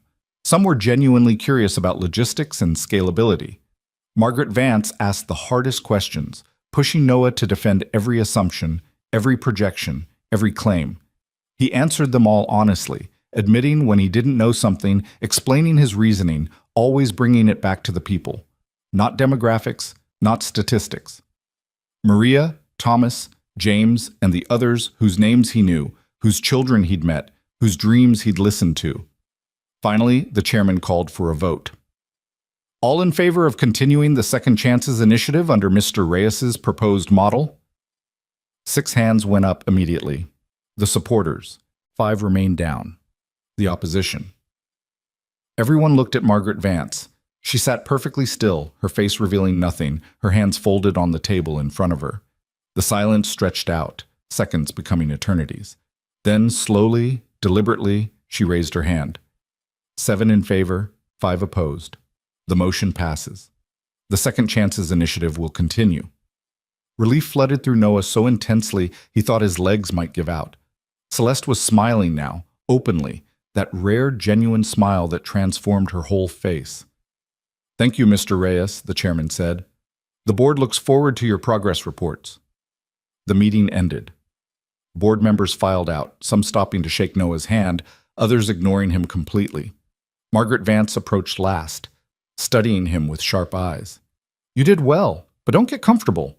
I voted yes because the data supports it, and because you made me care about those 5 people. But if this program doesn't deliver on your promises, I'll be the first one voting to kill it. Understood?" "Understood. Thank you, Ms. Vance." "Don't thank me. Prove me right." Then she was gone, and it was just Noah and Celeste in the enormous conference room overlooking the city. "You were brilliant," Celeste said quietly. "I knew you would be, but you exceeded even my expectations. I was terrified the entire time. Good terror, the kind that keeps you sharp." She walked to the window, looked out at the sprawling city below. "You bought us time, Noah. Now comes the hard part, delivering on everything you promised." "I know." "Are you ready for that?" Was he? Noah thought about the work ahead, about scaling the program, about managing expectations, about all the ways this could still fail. But he also thought about Maria's smile, about Thomas coding again, about James's 6 months of sobriety. "I'm ready." "Good. Because things are about to get complicated." She was right. Over the next 6 weeks, as word spread about the program's new approach, applications flooded in. They went from having a waiting list of 20 people to over 300. The team expanded from 6 to 15. The budget increased. The pressure intensified, and the press discovered them. It started with a local business reporter who'd heard about Noah's unusual path from waiter to director. The story was supposed to be a heartwarming piece about second chances. Instead, it became a lightning rod. Billionaire CEO handpicks waiter for 6-figure job. Favoritism or vision? The headline read. The article questioned Noah's qualifications, suggested nepotism, implied that Celeste had chosen him for reasons that had nothing to do with merit. The story went viral. Suddenly, Noah wasn't the director of a promising program. He was a symbol of everything wrong with corporate America. Proof that connections mattered more than credentials. Evidence that the wealthy made decisions on whims rather than qualifications. The comments were vicious. They called him a charity case. They said he was unqualified and dangerous. They accused him of taking a job from someone who actually deserved it. They said worse things, crueler things, things Noah tried not to read but couldn't help seeing. The attention found its way to Mia's school. Other parents recognized Noah's name from the articles, started whispering. One mother pulled her child away when Mia tried to play with her at recess. Another made a comment at pickup about people who get ahead through connections instead of hard work, while staring pointedly at Noah. Mia came home crying for the first time since Emily's funeral. "Madison's mom says you didn't earn your job. She says you're a cheater." Noah felt something break inside him.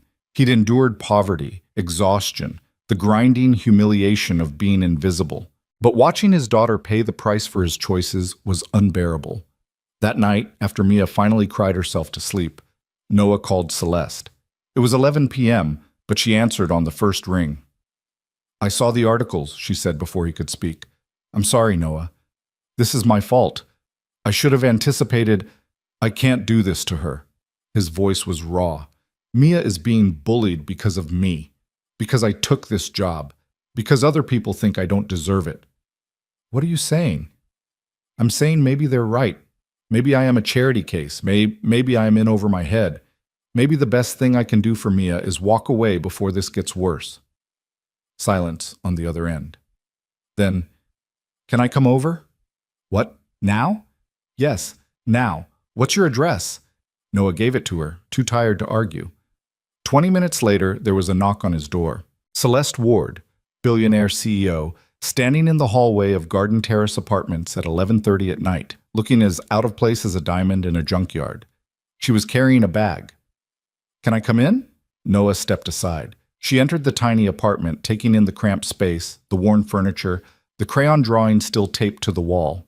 She didn't comment on any of it. Instead, she walked to where Mia was sleeping and stood there for a long moment, watching the child's peaceful face. Then she knelt beside the bed, reached into her bag, and pulled out a book. A science textbook about butterflies, the expensive kind with glossy photographs and detailed diagrams. She placed it gently on the nightstand where Mia would see it when she woke up. You told me she's been learning about butterflies at school, Celeste said softly, standing. I remembered. Noah's throat tightened. Why are you here? Because you're thinking about quitting, and I needed to remind you why you can't. She turned to face him, and her expression was fiercer than he'd ever seen it. Those people mocking you, questioning you, saying you don't deserve this? They're wrong. They're wrong about you, and they're wrong about what qualifications matter. But Mia is watching you face the hardest thing you've ever faced and keep going anyway. Do you know what lesson she's learning right now? She's learning that other people's opinions don't define your worth, that courage means doing the right thing even when it costs you something, that her father is brave enough to withstand judgment for the sake of helping people who need it. She's 6 years old. She shouldn't have to learn that yet. No, she shouldn't, but she's learning it anyway because life is cruel and random and unfair. What matters is what you do with that lesson. Celeste sat on the worn couch, gestured for Noah to sit beside her. My mother faced the same thing when she took the job that changed our lives. People said she was a charity case, said she was sleeping with the boss, said she didn't deserve her position, and you know what she did? What? She proved them wrong, not by defending herself, not by arguing, by doing the work so well that eventually the criticism became white noise. It took 2 years, but eventually people forgot she'd started as a waitress. They only remembered that she was brilliant. Noah shook his head. I'm not your mother. I'm not brilliant. I'm just someone who cares. Caring is the most important qualification. Everything else can be learned. But you can't teach someone to see people as people instead of problems. You either have that or you don't, and you have it. The articles will blow over. There's already another scandal trending on social media. Next week, no one will remember your name. But the people you're helping will remember. Maria, Thomas, James, they'll remember. And the next 300 people waiting for your program will remember. That's what matters. She reached over, took his hand in hers. It was the first time she'd ever touched him outside of a professional handshake. I'm not asking you to do this for me or for Ward Industries or for your own ambition. I'm asking you to do it for everyone who's ever been dismissed, overlooked, told they don't deserve a chance. You're proof that the system is wrong. Don't let them make you doubt that. Noah looked at Mia sleeping peacefully, the butterfly book catching the dim light. He thought about Maria Santos telling him, "We're not broken." He thought about Thomas Wright coding again. He thought about all the people still waiting, still hoping, still believing that maybe someone would finally see them. What if I fail? He whispered. Then you fail trying to do something that matters. That's better than succeeding at things that don't. They sat in silence for a long time. Finally, Celeste stood. I should go. It's late. But Noah, thank you. For not quitting. For trusting yourself even when it's hard. I didn't say I wouldn't quit. You didn't have to. I saw your face when you looked at your daughter. You're not going anywhere. After she left, Noah sat in the dark apartment, exhausted but no longer drowning. He thought about calling the program participants, telling them he was done, that he couldn't withstand the pressure. But then he imagined having to look Maria in the eyes and say, I gave up because people were mean to me and knew he couldn't do it. Celeste was right. The criticism would fade. What mattered was the work. He went to bed determined to weather the storm, to prove through results rather than arguments that he belonged exactly where he was. But the storm was worse than he anticipated. Over the next week, the articles multiplied. Local news picked up the story. A national blog wrote a scathing piece about billionaire savior complexes. Conservative outlets used him as an example of liberal virtue signaling. Progressive outlets criticized the program as a band-aid on systemic inequality. Everyone had an opinion, and none of them were about the actual work. Mia's situation at school worsened. Another child told her that her daddy was a fake director. A teacher made an offhand comment about qualified professionals within Mia's hearing. The school principal called Noah in for a meeting to discuss whether the media attention was creating a distraction. Noah stopped reading articles, stopped checking social media, focused only on the work. But the damage was done. His confidence, already fragile, began to crack. Then, on a Tuesday morning, everything nearly collapsed. Celeste called him at 8 a.m., her voice tight. "I need you at the hospital, now." "What, are you okay?" "I'm fine, just come." Northeast Medical Center, 5th floor. She hung up before he could ask more questions. Noah's hand shook as he drove, his mind spinning through worst-case scenarios. Had something happened to one of the program participants? Had someone blamed the program for some disaster? He found her in a private room, hooked up to an IV, her face pale and drawn. Marcus stood beside the bed, looking worried. "What happened?" Noah asked. "Exhaustion," Marcus said quietly. She collapsed during a board meeting. Doctor says she's been running on 4 hours of sleep a night for months, not eating properly, ignoring every warning sign. Celeste opened her eyes, managed a weak smile. "I'm fine. Just need fluids and rest. But there's a problem." "The board," Marcus said. "They're using this as ammunition. Emergency meeting this afternoon to discuss the Second Chances initiative. They're saying it's distracting Miss Ward from core business, causing stress, compromising her health. They're moving to shut it down." Noah felt the floor drop out from under him. "They can't. We have a 6-month commitment. We have results." "They can do whatever they want if they claim it's affecting my health," Celeste said, her voice strained. "And they're using your press coverage as evidence that the program is more trouble than it's worth." "Then I'll resign. I'll step down, find someone else to run it." "No." Celeste struggled to sit up, and Marcus gently pushed her back down. "That's exactly what they want. They want you to quit so they can say the program failed because we chose the wrong person. It proves their point." "So what do I do?" "You fight. This afternoon you walk into that boardroom without me, and you defend the program like your life depends on it. Because it does. And so do the lives of everyone waiting for help." Noah stared at her. This fierce woman who'd taken a chance on him, who'd believed when no one else did, now lying in a hospital bed partly because she'd fought so hard for something people called a vanity project. "I can't do this without you." "Yes, you can. You don't need me to speak for you anymore. You never did." She reached out, grabbed his hand with surprising strength. "You're not a waiter playing at being a director. You're the real thing. You've been the real thing since the moment you walked through my door. Now go prove it." The board meeting was at 2 p.m. Noah had 4 hours to prepare, to figure out how to save the program without Celeste there to back him up. He sat in his office, the real office he still wasn't used to having, and stared at his notes, his data, his success stories. Then he thought about what Celeste had said that night in his apartment, about proving critics wrong through work, not words, about caring being the qualification that mattered most. And he thought about Mia's face when she'd asked if he was going to be different, if he was going to forget what mattered. At 1:30 p.m., Noah walked into the conference room on the 52nd floor. 12 board members. No Celeste. Margaret Vance sat at the head of the table now, her expression unreadable.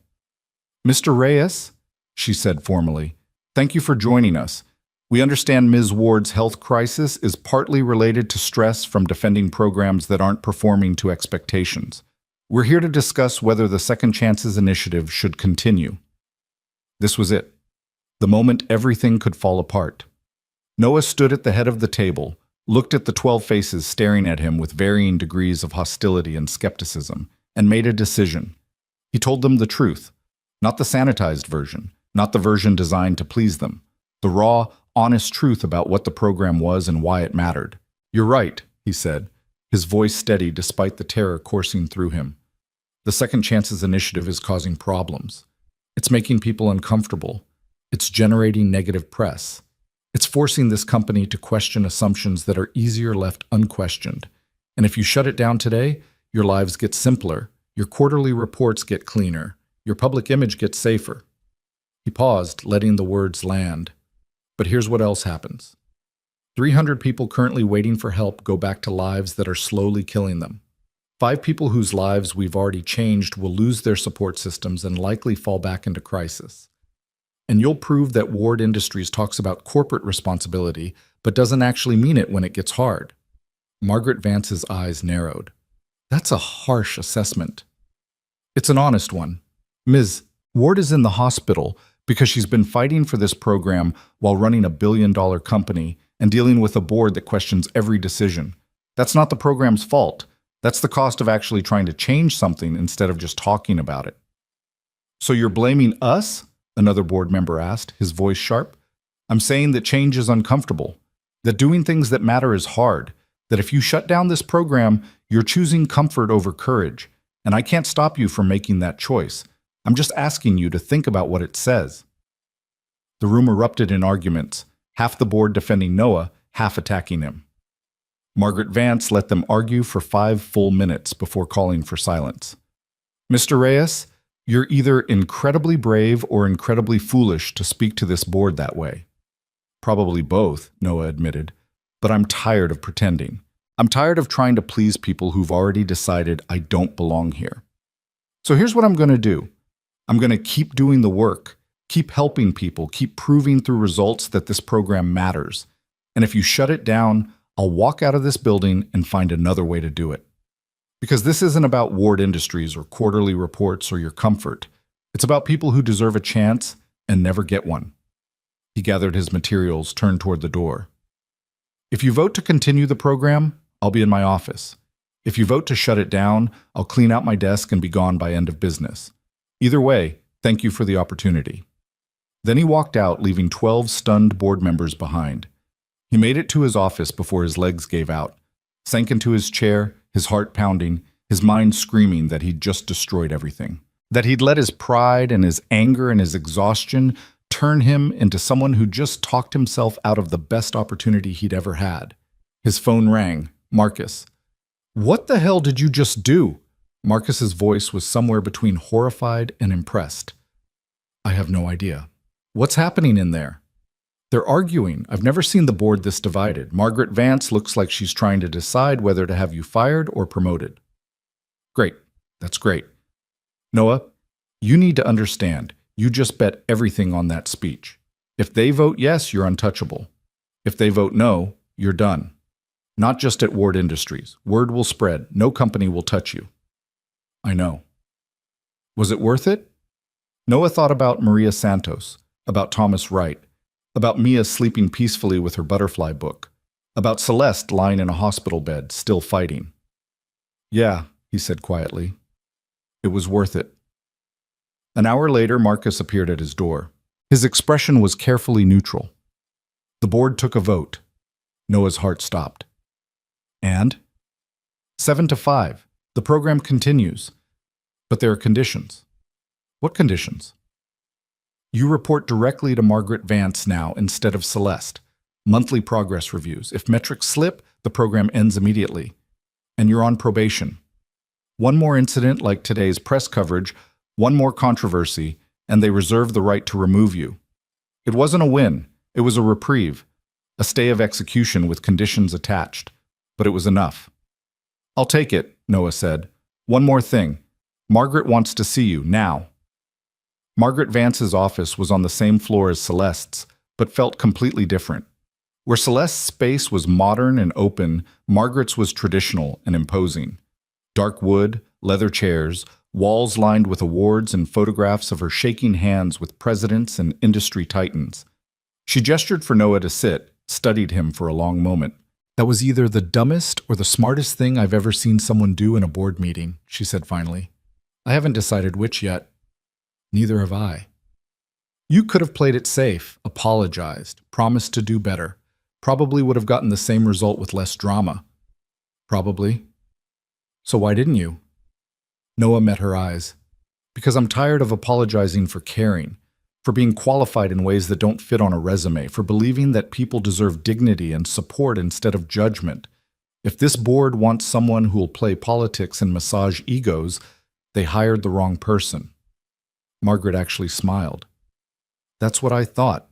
That's why I voted yes. I don't like you, Mr. Reyes. You're arrogant for someone with so little experience. But you're also the only person in this entire company who seems to understand that our responsibility extends beyond shareholder returns. She stood, walked to her window overlooking the city. My father was a factory worker, died at 53 from exposure to chemicals his employer knew were dangerous, but didn't protect him from. I built my fortune partly on the settlement my family received. So I understand exactly what you're trying to do with this program. I also understand why it threatens people. Change always does. She turned back to face him. I'm going to be watching you, Noah, closely. Not because I think you'll fail, but because I think you might succeed, and success makes people nervous. Can you handle that pressure? I'll have to. Good.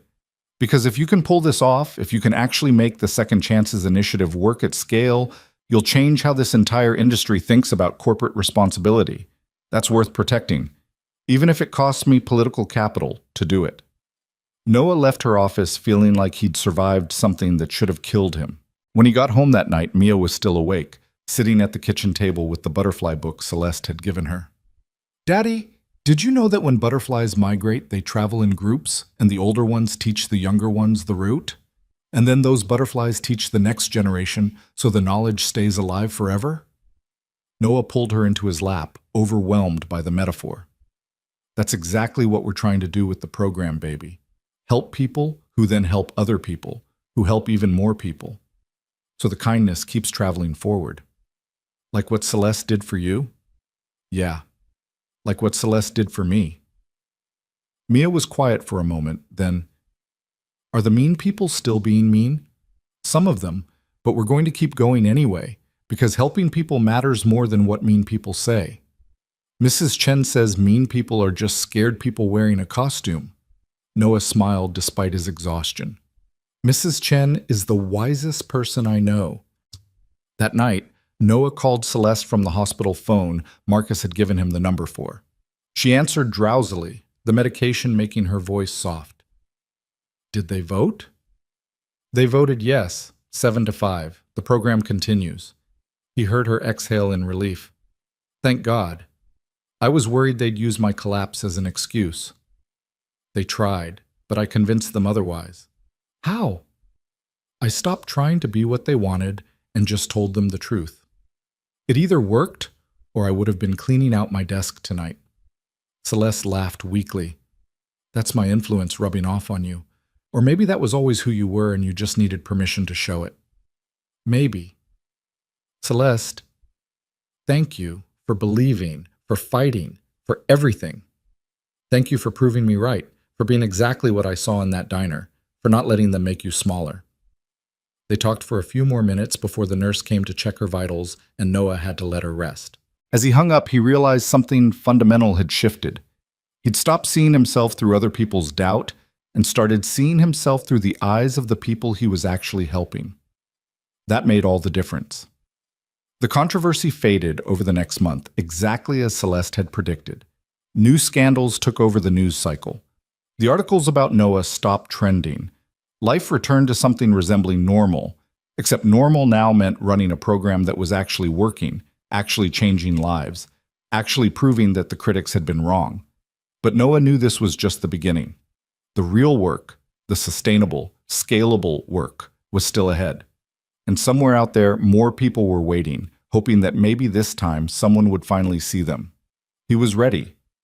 Not because he had all the answers or because the fear had gone away, but because he'd learned that courage wasn't the absence of fear. It was caring about something enough to keep going despite the fear.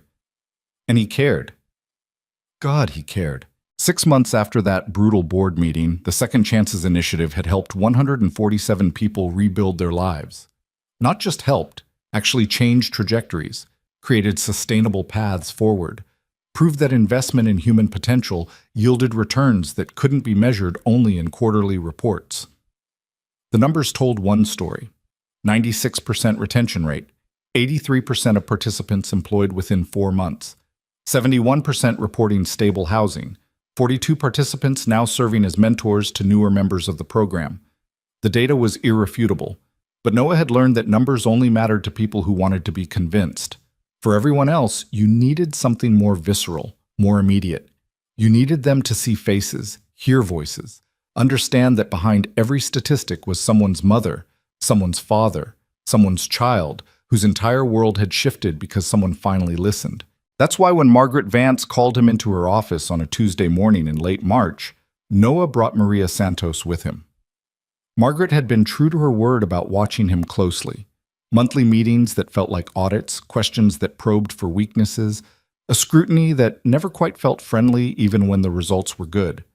But she'd also been fair, backing him when the board questioned expenses, defending the program when quarterly reviews showed the investment wasn't yet breaking even. "Mr. Reyes," Margaret said when he entered with Maria, "I wasn't expecting a guest." "Maria Santos, meet Margaret Vance. Margaret, Maria is one of our first success stories. I thought you should hear directly from her what the program has meant." Margaret's expression was unreadable, but she gestured for them both to sit. "Very well. Ms. Santos, I understand you participated in the initiative?" Maria, who'd been nervous in the elevator, straightened her spine and met Margaret's eyes directly. "I did. Both versions, actually. The old one that failed me, and Mr. Reyes's version that didn't." "Tell me about that." For the next 20 minutes, Maria talked about working 3 part-time jobs and still falling behind, about the old program's rigid timelines that didn't account for real life, about her son getting sick the same week her childcare subsidy ended, about missing work, about everything collapsing in 72 hours. Then about Noah's program, about being asked what she needed instead of being told, about the peer support network that had become like family, about stability for the first time in years. "My oldest daughter wants to be a doctor," Maria said, her voice thick with emotion. "Before, I would have told her to dream smaller, to be realistic, because how could we afford it? Now I tell her to study hard because anything is possible. That's what this program gave me. Not just a job. Hope." Margaret was quiet for a long moment after Maria finished. Then she said, "Thank you for sharing that, Ms. Santos. It's important context." After Maria left, Margaret turned to Noah with an expression he couldn't quite read. "That was calculated. You brought her here to make a point." "I brought her here to remind both of us why this matters. The board loves data, but data doesn't cry when her childcare falls through. Maria does." "Fair point." Margaret pulled out a file, slid it across her desk. "The board is meeting next month to discuss expanding the initiative. If we approve it, we're talking about tripling the budget, expanding to 3 more cities, bringing on regional directors. This becomes one of our flagship programs, not a side project." Noah's heart raced. This was everything he'd been working toward. "That's incredible. What's the catch?" "The catch is that you'd need to step back from direct participant contact, become a real administrator, hire people to do the hands-on work while you manage strategy and scaling. Can you do that?" The question hit him harder than he expected. Step back? Become the kind of manager he'd built the program to avoid having? Lose the personal connection that made everything work? "I need to think about it." "I expected you'd say that." "You have 2 weeks. But Noah, understand what's at stake. If you say no, we still expand, but they'll bring in someone else to run it. Someone with the credentials you don't have. Someone who might not share your vision. Is your ego worth risking everything you've built?" "It's not ego. It's understanding what makes this work. The moment we become just another bureaucracy, we become just another program that fails people." "Then don't let it become that. Scale it without losing what makes it special. That's your job. That's what leadership actually is." Noah left her office with the file under his arm, and a decision that felt impossible weighing on his chest. He wanted to expand, to help more people, to prove the model worked at scale. But he also knew that the secret ingredient wasn't the structure or the funding or the data. It was the human connection, the fact that every participant knew Noah had been where they were, that he understood struggle as lived experience, not theoretical concept. Could he teach that? Could he hire people who'd care the way he cared, who'd see people the way he saw them? He called Celeste from his office. She'd been back at work for 3 months now, but he still worried every time her voice sounded tired. "They want to expand," he said without preamble. "I know, Margaret told me they were considering it. This is good news, Noah. This is everything you wanted. They want me to step back, become an administrator, hire other people to do the actual work." Celeste was quiet for a moment. "And you're afraid that without you in the trenches, it won't be the same." "I'm afraid it'll become what it was before. Another program run by people who don't understand struggle, making decisions that look good on paper but fail in practice. So hire people who do understand. Hire people like you, people who've lived it, who care about it, who'll fight for it the way you have. The program works because of what you built, not just because of you personally. Have faith in the structure you created. What if I'm wrong? What if I scale it and it falls apart and we hurt more people than we help? What if you don't scale it and hundreds of people who could have been helped never get the chance? That's the other side of the risk, Noah. Inaction has consequences too." He knew she was right. The moral calculation wasn't between success and failure. It was between helping 147 people directly or helping thousands indirectly. Between being comfortable and being courageous. "I don't know if I can do this," he admitted. "Yes, you do. You've known since Margaret offered it. You're just scared, which means it's important. Remember what I told you that night in your apartment? The only wrong answer is the one based on fear." That evening, Noah sat down with Mia and explained the choice in terms a 7-year-old could understand. She was older now, in 2nd grade at the public school he'd chosen to keep her in despite the scholarship offer, growing into someone fierce and thoughtful and so much like her mother at hurt. "So you have to choose between helping the people you know or helping more people you don't know yet?" Mia asked, her face serious. "Sort of. If I say yes, I'll have to spend more time in meetings and less time with the people who need help. But we could help people in other cities, not just here. Will you still come home for dinner?" The question cut straight to what mattered. "That's the thing, baby. I don't know. This job might get bigger and harder. I might be traveling sometimes. I might be busier." Mia thought about this, her small face contemplative.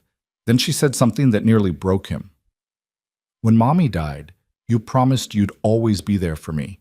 You promised that even if everything else changed, that wouldn't. And I meant it. I mean it. Then maybe you should think about whether this new job lets you keep that promise. Because the people in other cities need help, but I need you, and maybe that's okay." Noah pulled her close, overwhelmed by her wisdom. "You're right. You're absolutely right. You come first. Always." "But Daddy?" Her voice was muffled against his chest. "You're teaching me that helping people matters. If you say no because you're scared, what does that teach me?" He had no answer for that. His 7-year-old daughter had just articulated the exact conflict tearing him apart. The next morning, he called his team together. All 15 of them now, from Patricia, who'd gone from hostile to his fiercest advocate, to Robert, whose data had proved the model worked, to the 3 peer counselors who'd been program participants before becoming staff members. "I need your honest opinion," Noah said, standing at the head of the conference table. "The board wants to expand. Triple the budget, 3 new cities, regional structure. But it means I'd have to step back from direct participant work and focus on administration. Should I do it?" The question hung in the air. Patricia spoke first. "You should do it. Not because we don't need you in the trenches, but because more people need this program than we can currently serve. Your guilt about not being directly involved is understandable, but ultimately selfish." Noah flinched at the word selfish, but Patricia wasn't done. "I was wrong about you when you started. I thought you were unqualified, that Celeste had made a terrible mistake. I was wrong because I was measuring qualifications the wrong way. You taught me that. Now I'm teaching you something. Leadership isn't about doing everything yourself. It's about building systems that work without you. If this program can only succeed when Noah Reyes is personally handling every case, then it's not actually scalable. It's just your charity project." Robert nodded. "The data supports expansion. We're at capacity here. We're turning away 3 people for every one we accept. And the model is proven. 96% retention isn't luck. It's replicable methodology." One of the peer counselors, a man named Marcus, not to be confused with Celeste's assistant, raised his hand tentatively. Can I say something? Of course. I was homeless 2 years ago, addicted, lost. The old program gave me 30 days in a shelter and called it help. Your program gave me someone who listened, who didn't judge, who stuck with me through relapses and failures. That saved my life. And now I do that for other people. And it works because you taught me how. If you can teach more people to do what you taught me, then yeah, you should expand. Because I was worth saving, and so is everyone else out there who's still waiting. Noah felt his chest tighten. This was why it mattered. This was why the fear couldn't be the deciding factor. Okay, he said quietly. I'll do it. But I need your help. I need to hire people who get it, who care about it, who won't let it become another bureaucracy. Can you help me find them? Patricia smiled. We already started a list. People we've met through the program, people in the network who have the skills and the heart. You're not doing this alone, Noah. You never were. The expansion happened faster than Noah expected. Within 6 weeks, they'd hired 3 regional directors, all of them people who'd experienced hardship themselves, all of them committed to the model. Within 3 months, satellite offices opened in Philadelphia, Boston, and Richmond. Within 6 months, the Second Chances Initiative was serving over 400 people across 4 cities, with plans to expand further. And Noah was miserable. Not because the program wasn't working. The data was spectacular. Success rates remained high. Participant feedback was overwhelmingly positive. The media that had once mocked him now profiled the initiative as a model for corporate responsibility. Ward Industries' stock price increased partly on the strength of positive press about their social programs. No, Noah was miserable because Patricia had been right. Leadership meant administration. It meant conference calls and budget meetings and strategic planning sessions. It meant hiring and training and supervision. It meant spending 40 hours a week in meetings and maybe, if he was lucky, 2 hours actually talking to the people the program served. He was good at it. That was the worst part. He had a natural instinct for managing people, for building consensus, for making hard decisions. The program thrived under his leadership, but he was dying inside slowly, the same way he'd died at the warehouse and the diner, just in a nicer office with better pay. Mia noticed. Of course she noticed. She was Emily's daughter. You're sad again, she said one night in early December, almost a year exactly since that night at Old Maple Diner when everything had changed. They were decorating their Christmas tree, a real one, 7 feet tall, the kind he'd never imagined they could afford. But Noah's mind was somewhere else. I'm not sad, baby, just tired. Shh, you're sad the way you used to be sad when you worked at the diner, like you're going through the motions, but you're not really there. He wanted to deny it, but he'd promised to never lie to her. It's complicated. The program is doing amazing things. We're helping so many people, but I missed the part where I actually got to help them directly. Now I just manage the people who help them. So do both. What? Do both. Keep your important job, but also keep helping people, like how you still work one night at the diner even though you don't have to anymore. Noah had maintained 1 shift a week at Old Maple, more for himself than for the money. Pete had kept the job open partly out of loyalty, partly because Noah was now a regular customer who brought business contacts for meetings, but mostly because he understood that some people needed to stay connected to where they came from. That's different. That's 1 night a week. Then do that with the program. 1 day a week where you just help people instead of being the boss. You're allowed to do that, right? You're in charge. From the mouths of children came clarity that adults overcomplicated. It was so simple, so obvious. Why hadn't he thought of it? The next morning, Noah revised his schedule. Every Friday, he blocked out the entire day. No meetings, no administrative work, just direct participant contact. Intake interviews, progress check-ins, mentor sessions. The work that had made him come alive in the first place. Margaret pushed back immediately. That's not efficient. We hire case managers for that. The case managers are excellent, but I need this, not for the program. For me. 1 day a week where I remember why this matters. That's indulgent. That's sustainable. You want me to lead this for years, not burn out in 2. This is how I stay connected, stay passionate, stay effective the other 4 days when I'm doing administrative work. Margaret studied him for a long moment. Then, surprisingly, she nodded. Fine, but your administrative work better not suffer. It didn't. If anything, Noah's work improved.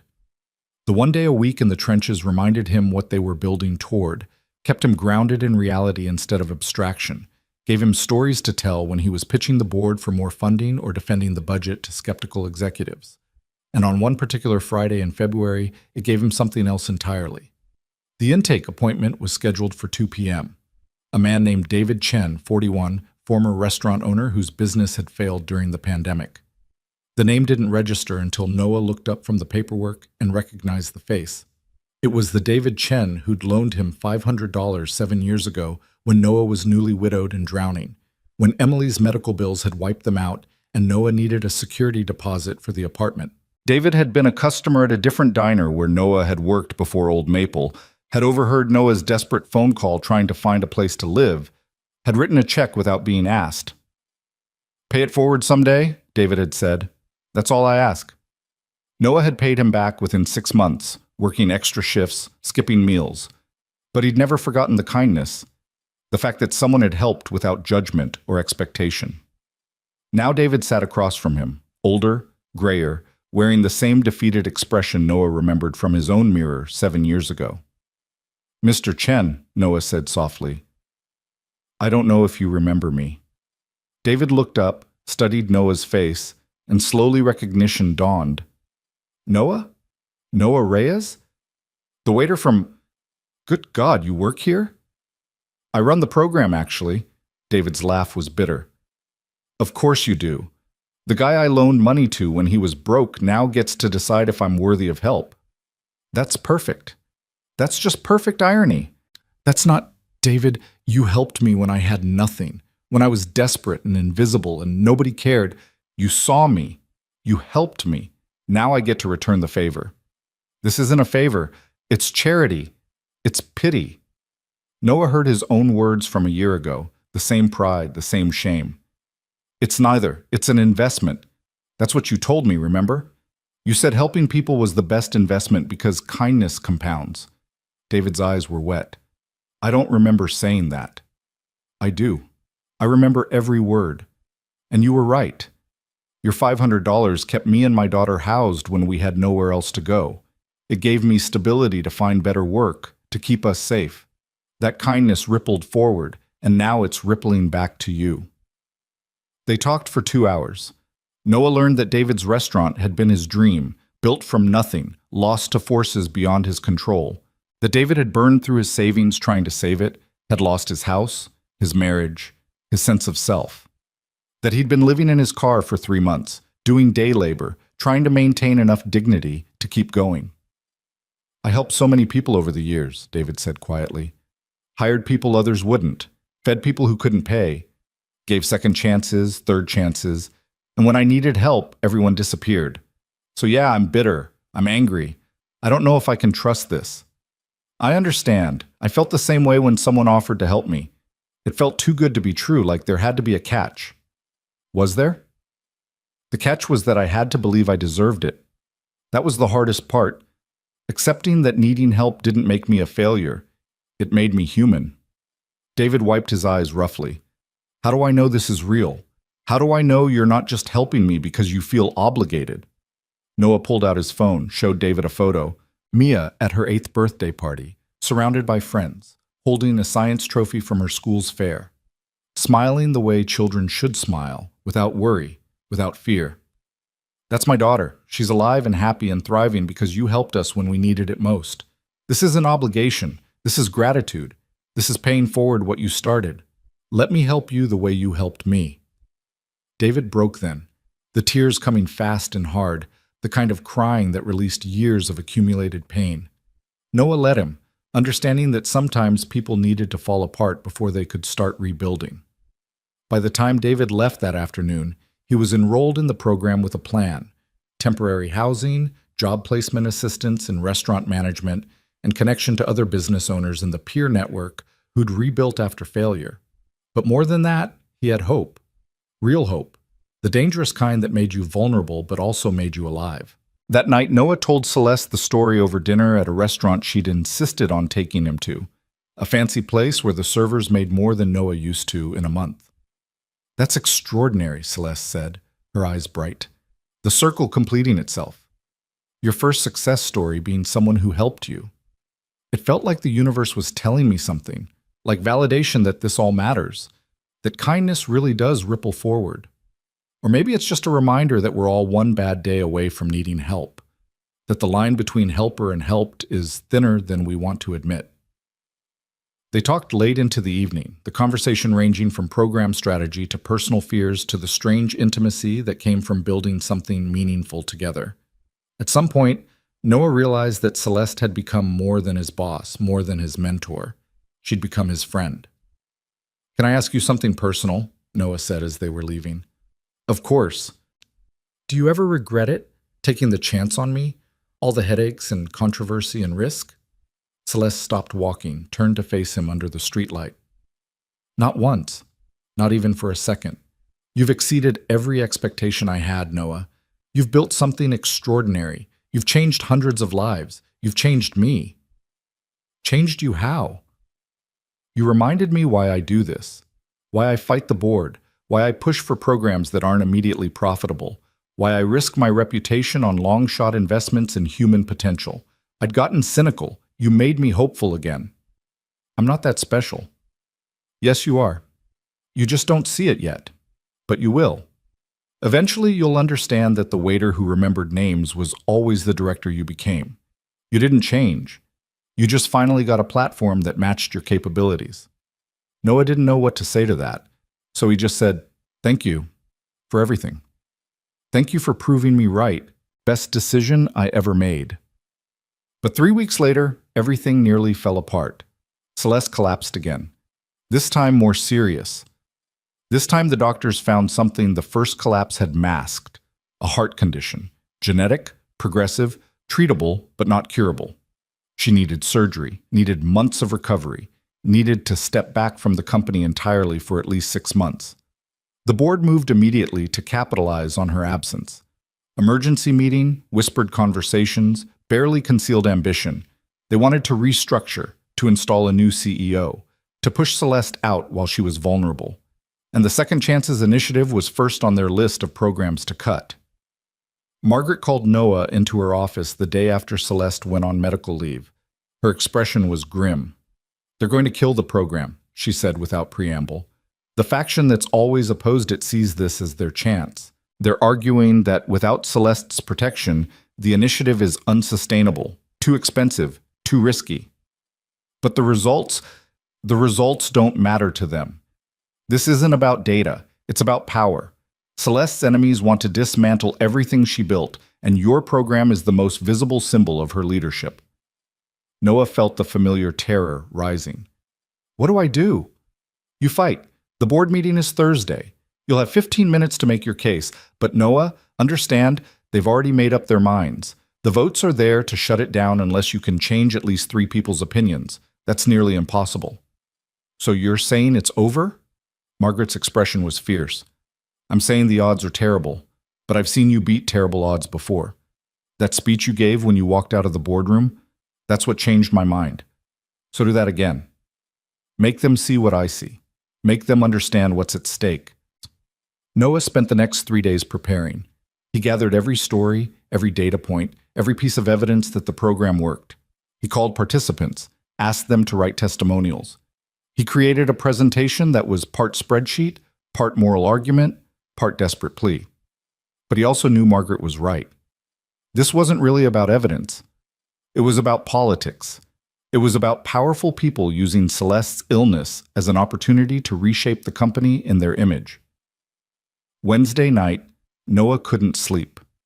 He sat in his apartment, a nicer apartment now, 2 bedrooms, in a better neighborhood, everything the job had made possible, and thought about what he'd say tomorrow. How do you convince people who've already decided? How do you make them care about something they've chosen not to care about? Mia found him at 2 a.m., still sitting in the dark.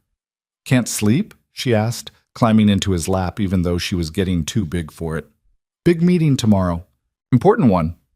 "The one where they might close your program?" He tried to shield her from the stress, but she was too perceptive. Yeah, that one. What are you going to tell them? I don't know yet.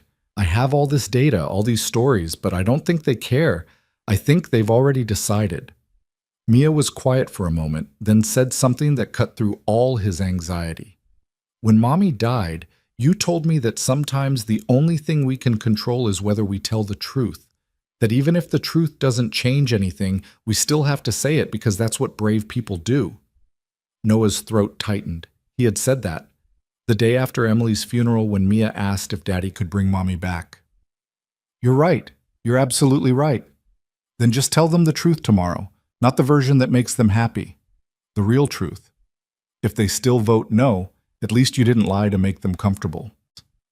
From his 8-year-old daughter came the clarity he'd been missing.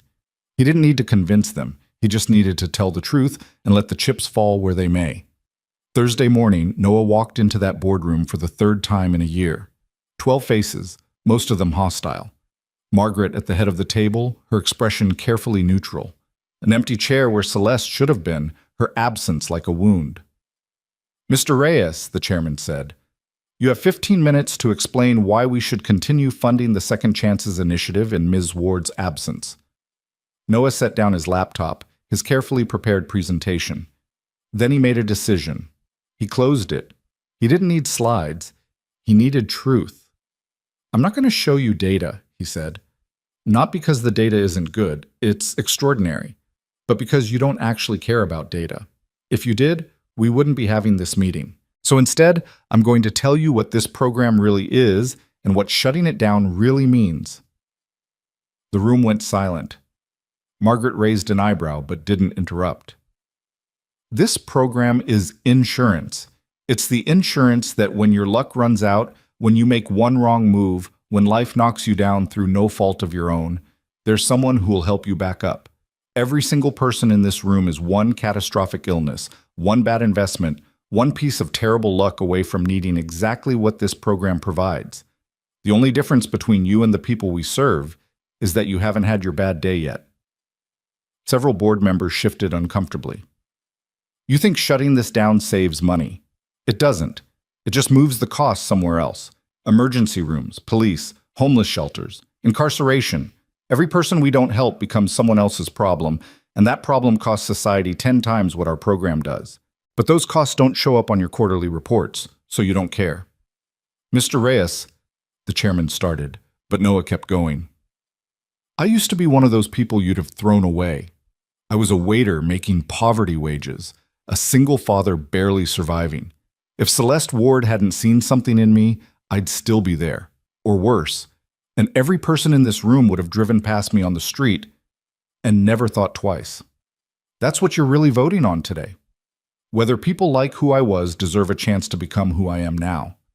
Whether you believe that human potential matters more than short-term profits.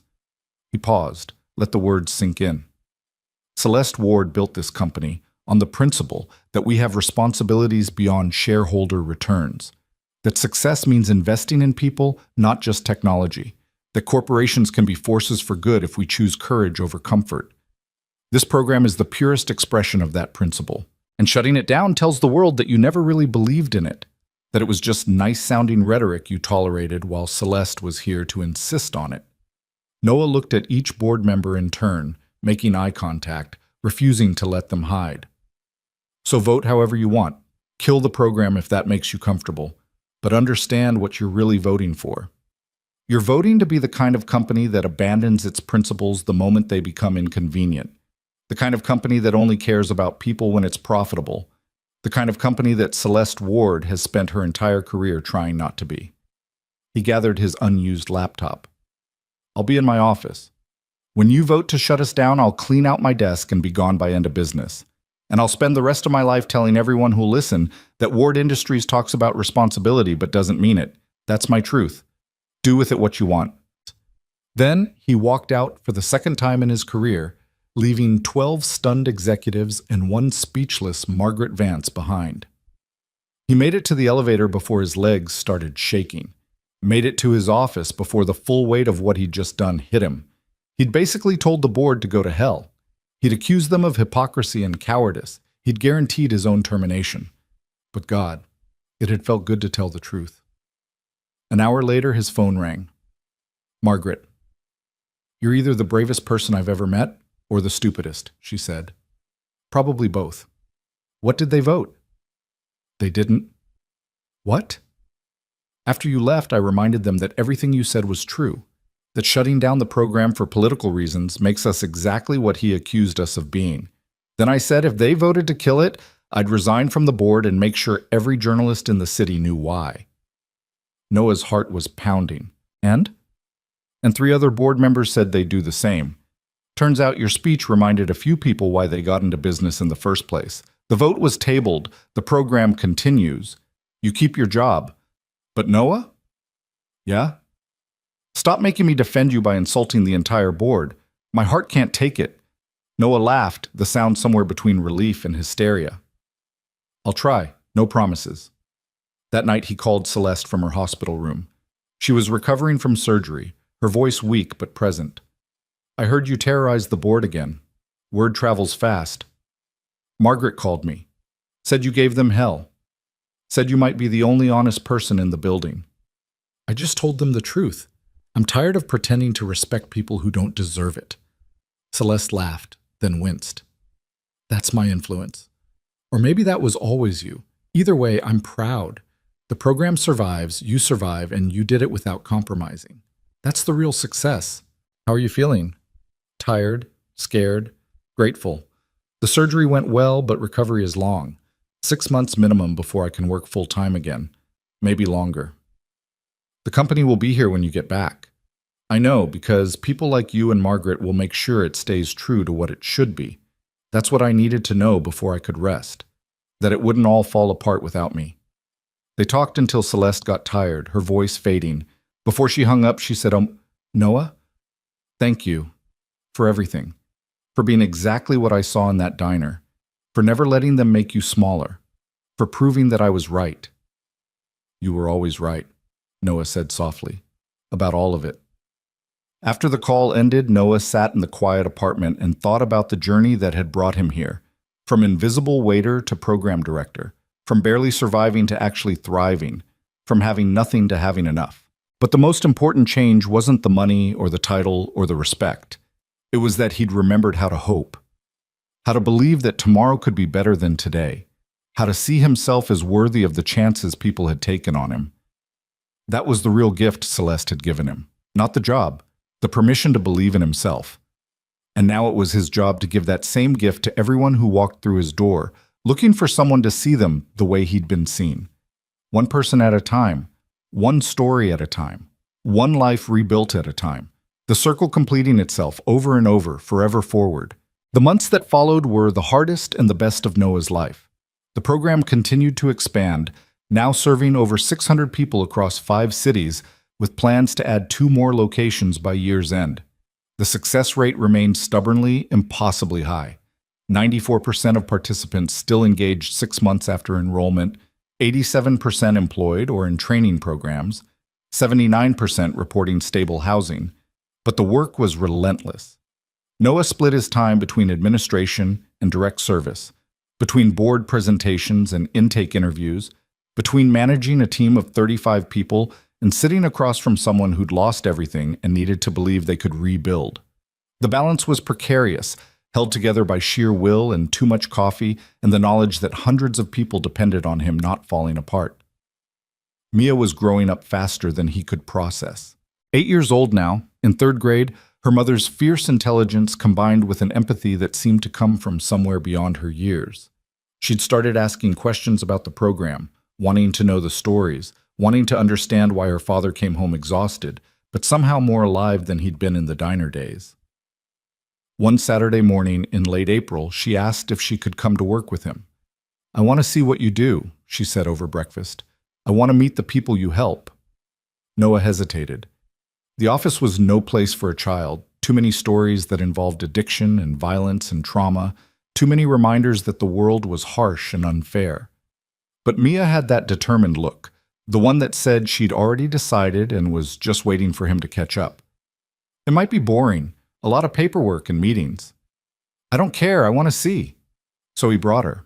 cleared it with HR, arranged childcare coverage in the break room for when he had confidential meetings, introduced her to his team. Patricia immediately adopted her, showing her the database systems and explaining in age-appropriate terms how they tracked participant progress.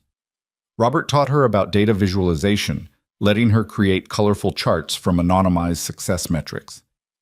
But the moment that changed everything came when David Chen stopped by for his 6-month check-in. David had transformed over those months. The defeated man who'd sat in Noah's office in February was gone, replaced by someone who stood straighter, smiled easier, carried himself with the quiet confidence of someone who'd survived the worst and come out whole. He'd found work as a restaurant consultant, helping other owners avoid the mistakes that had cost him everything. He'd reconnected with his daughter, who he hadn't spoken to in 3 years. He'd started rebuilding slowly, carefully, sustainably. "Noah," David said warmly, then noticed Mia sitting in the corner with a book. "And who's this?" "This is my daughter, Mia. Mia, this is Mr. Chen. He's one of the people in our program." Mia looked up, studied David with that intense gaze children had when they were figuring something out. "Are you the one who helped my dad a long time ago?" David's eyes widened. "You told her?" "She knows the important stories." Mia stood, walked over to David with the kind of seriousness that would have been funny if it weren't so earnest. "Thank you for helping my dad when he needed it. He says you're the reason we had a home." David's eyes filled with tears. He knelt down to Mia's level. "Your dad helped me too, when I needed it. That's how it works. People help each other, and the help keeps going around in circles." "Like butterflies," Mia said. "What?" "Butterflies migrate in groups, and the older ones teach the younger ones the route. Then those butterflies teach the next generation. That's what you and Daddy are doing, teaching people the route so they can teach other people." The simplicity of it, the clarity, hit Noah like a physical force. That was exactly what they were doing, not just helping individuals, but creating a knowledge transfer system where people who'd survived taught others how to survive, who taught others, in an endless chain of past-forward wisdom. David was openly crying now. "That's beautiful. That's exactly right." After he left, Mia turned to Noah with a thoughtful expression. "Daddy, you're teaching people the same thing Celeste taught you, right? How to believe they deserve help." "Yeah, baby. I guess I am." "Then you should tell her. She probably needs to hear it right now." Celeste was still recovering, still months away from returning full-time, but Noah had been visiting her every week at her home, a penthouse apartment that was somehow both luxurious and surprisingly cozy, filled with books and photos and evidence of a full life beyond the CEO persona. That afternoon, with Mia in tow because Mrs. Chen was visiting her sister, Noah rang Celeste's doorbell for the first time with his daughter beside him. Celeste answered wearing comfortable clothes, her hair loose, looking more human and vulnerable than Noah had ever seen her. Her eyes went immediately to Mia. "So this is the famous Mia. I've heard so much about you." Mia, never shy, extended her hand formally. "Thank you for helping my dad, and for the butterfly book. I still read it." Celeste's smile was genuine. "You're very welcome. Would you like to see my telescope? I have one on the balcony. Your dad tells me you like science." While Mia explored the telescope under Celeste's patient guidance, Noah stood at the window overlooking the city and marveled at the strangeness of his life. 2 years ago, he'd been invisible. Now he was in a billionaire's apartment, watching his daughter learn about celestial navigation from the woman who'd changed everything. After Mia was thoroughly engrossed in identifying constellations despite it being daytime, Celeste joined Noah at the window. "She's remarkable," Celeste said softly. "Emily would be so proud." "You know about Emily?" "I know everything about you, Noah. I did my research before that night at the diner. I knew about the accident, about Mia, about how hard you'd fought to keep her safe. That's why I knew you were the right person. Anyone can be kind when life is easy.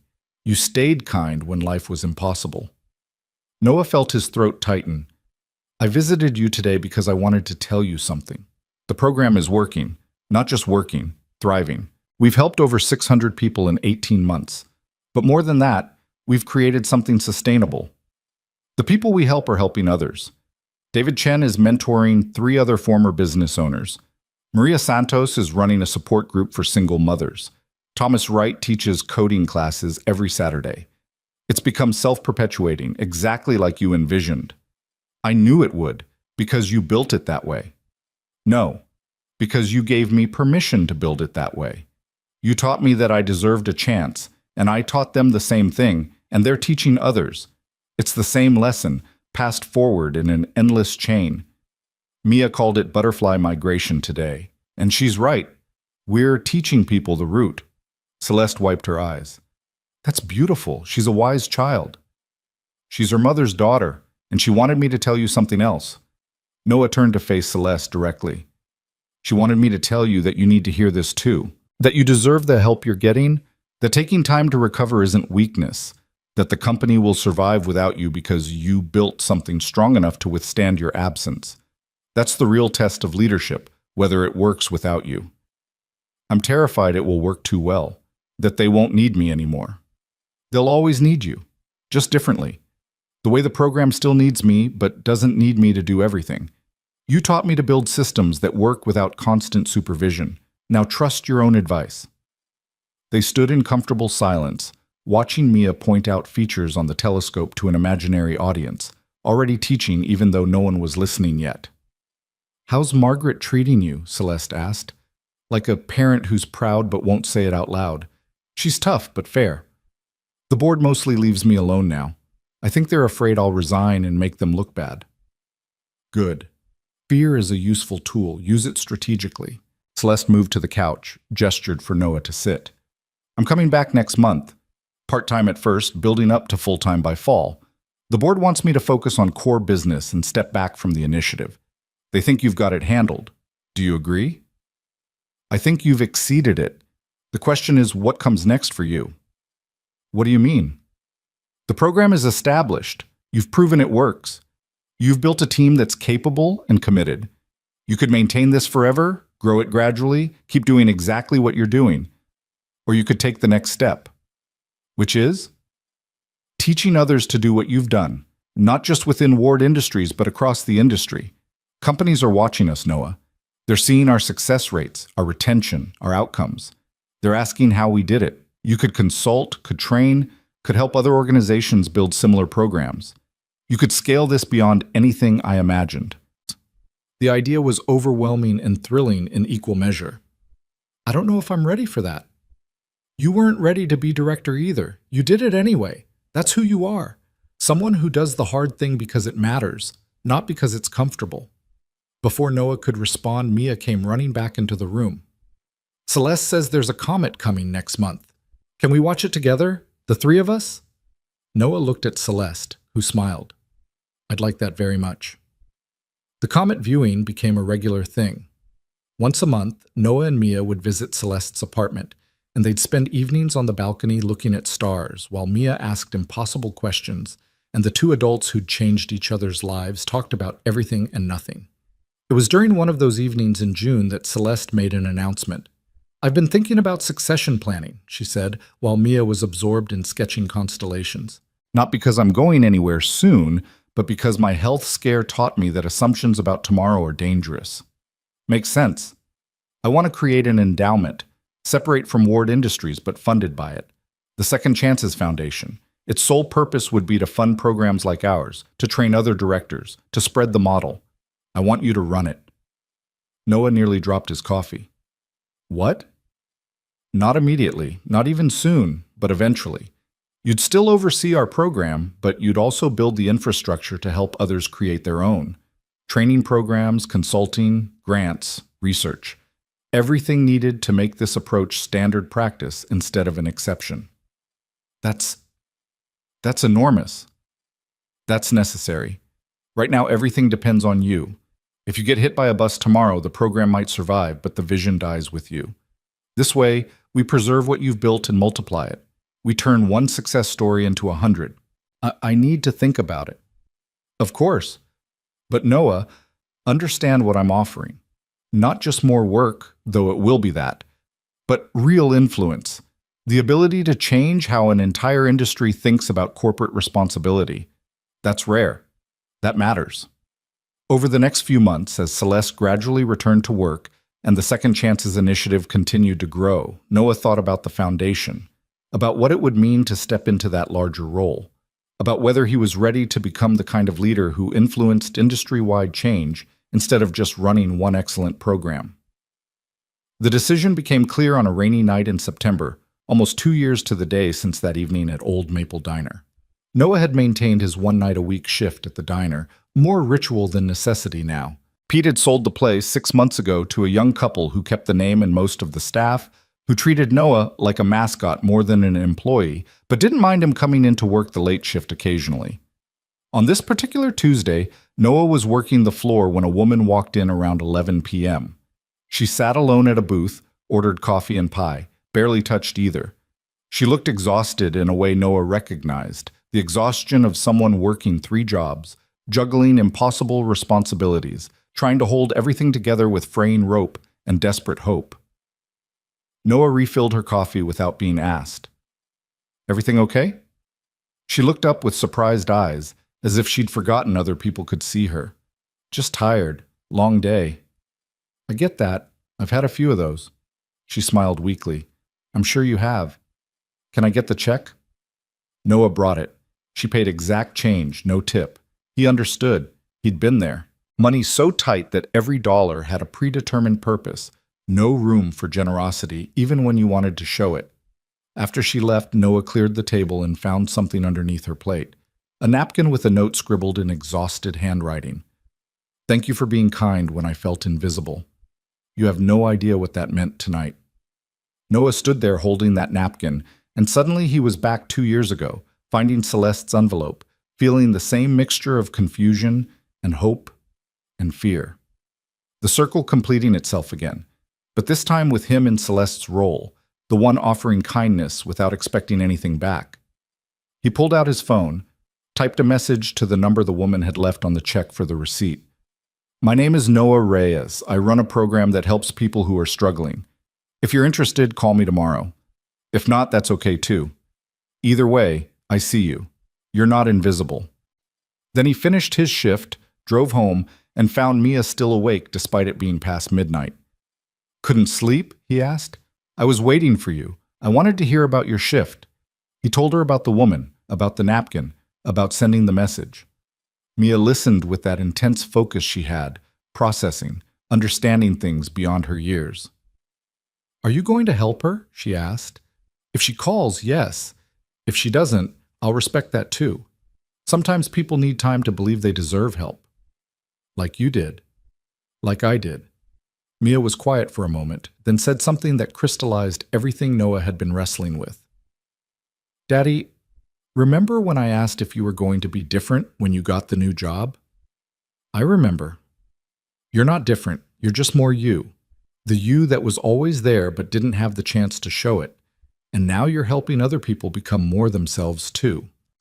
Out of the mouths of children came wisdom that adults spent years searching for. Noah pulled Mia into a hug, overwhelmed by gratitude for this small person who saw him so clearly. The next morning, Noah called Celeste. "I'll do it. The foundation. I'll run it. Not because I'm ready, but because it's what needs to happen next. Because staying comfortable would betray everything we've built." "I'm glad." Celeste's voice was warm with approval. "We'll start small. Build the infrastructure over 2 years while you continue running the initiative. Then transition gradually. By the time you're 40, you'll be shaping policy for the entire industry." "That's terrifying." "That's leadership. Get used to it." The woman from the diner did call. Her name was Lisa Tran, 36, a former nurse who'd lost her license due to a prescription error that wasn't her fault, now working retail and food service and cleaning houses, barely surviving. She reminded Noah so much of himself 2 years ago that it was almost painful. The same defeated posture, the same inability to believe anything could change, the same desperate hope fighting with learned despair. He enrolled her in the program personally, walked her through the intake process, explained how it worked, connected her to the peer network. 6 months later, Lisa had her nursing license reinstated, a stable job at a community health clinic, and was mentoring 2 other former healthcare workers trying to rebuild their careers. "You saved my life," she told Noah during her exit interview. "That night at the diner I was planning. planning to end it. I decided I couldn't keep fighting. Then you saw me. You actually saw me. That changed everything. Noah felt the weight of that revelation settle in his chest. How many lives had been saved not by grand gestures, but by simple acknowledgement? By someone noticing when someone else felt invisible? I'm glad you stayed, he managed. The world needs you. Someone needed to tell me that. Thank you for being that someone. The Second Chances Foundation officially launched in December, 2 years and 1 month after that night when everything changed. The press conference was held at Ward Industries, with Celeste announcing the $10 million initial endowment, the 5-year plan to establish similar programs in 50 cities, the training infrastructure for future directors. Noah stood beside her, uncomfortable in the spotlight, wishing he could be anywhere else. But when the reporters asked questions, when they wanted to know what made the program work, he found his voice. It works because we don't treat people as problems to solve. We treat them as human beings with dignity and potential who've had bad luck or bad circumstances. We ask what they need instead of telling them. We stick with them through setbacks instead of abandoning them at the first stumble. And we connect them to each other so they build communities instead of competing for scraps. That's not revolutionary. That's just basic human decency applied consistently. The reporter from the newspaper that had originally mocked his appointment pushed back. But Mr. Reyes, your critics say you were unqualified for this position, that Ms. Ward chose you based on sentiment rather than credentials. What do you say to that? Noah looked directly at the camera. I say that credentials are how we filter people out. Lived experience is how we understand who actually knows what they're doing. I was unqualified on paper and perfectly qualified in reality. And every person we've helped was the same, dismissed by traditional metrics, invaluable when given a real chance. That's what the foundation will prove. That talent exists everywhere. We just have to stop being so narrow about how we recognize it. The clip went viral. Within a week, Noah had received interview requests from dozens of media outlets, invitations to speak at conferences, inquiries from companies wanting to replicate the model. The foundation had a waiting list of cities wanting programs before they'd even hired the first regional director. It was overwhelming. It was exhausting. It was exactly what needed to happen. That Christmas, Noah and Mia decorated a tree that was somehow even bigger than last year's. Real, fragrant, covered in lights and ornaments they'd collected over 2 years of actually being able to afford traditions. Mia was 9 now, growing into someone remarkable, someone who cared about social justice and asked hard questions about inequality and wanted to change the world. What do you want for Christmas? Noah asked while they hung tinsel. I want you to keep helping people. That's my present. That's not a present for you, baby. That's just what I do. But it makes you happy. When you're happy, I'm happy. So it is a present. Noah couldn't argue with that logic. So instead, he just held her, this wise, small person who'd survived so much and somehow come through it with her capacity for love intact. On Christmas Eve, there was a knock at the door. Noah opened it to find Celeste standing there with bags of Chinese takeout and a wrapped present. I know you probably have plans, but I wanted to stop by, bring gifts. You didn't have to do that. I wanted to. Can I come in? They ate dinner together, the 3 of them, talking and laughing and feeling like something Noah couldn't quite name. Not a replacement for the family he'd lost, but maybe the beginning of a new kind of family, chosen rather than given, built on shared purpose and mutual respect. After Mia went to bed, Celeste handed Noah an envelope. Not a contract this time. A Christmas card with a handwritten note inside. 2 years ago, I walked into a diner looking for someone. I found you. You've exceeded every hope I had, Noah. You've built something extraordinary. You've changed hundreds of lives. You've changed mine. Thank you for proving that my instincts were right. Thank you for being brave enough to say yes when every reasonable person would have said no. Thank you for reminding me why this all matters. Merry Christmas. C.W. Noah's eyes blurred. Thank you for seeing me, for taking the chance. Thank you for being worth the chance. The years that followed were a blur of growth and challenge and slow, steady success. The foundation expanded to 30 cities by year 3, 50 by year 5. The model was replicated by other companies, adapted and improved, becoming industry standard rather than exception.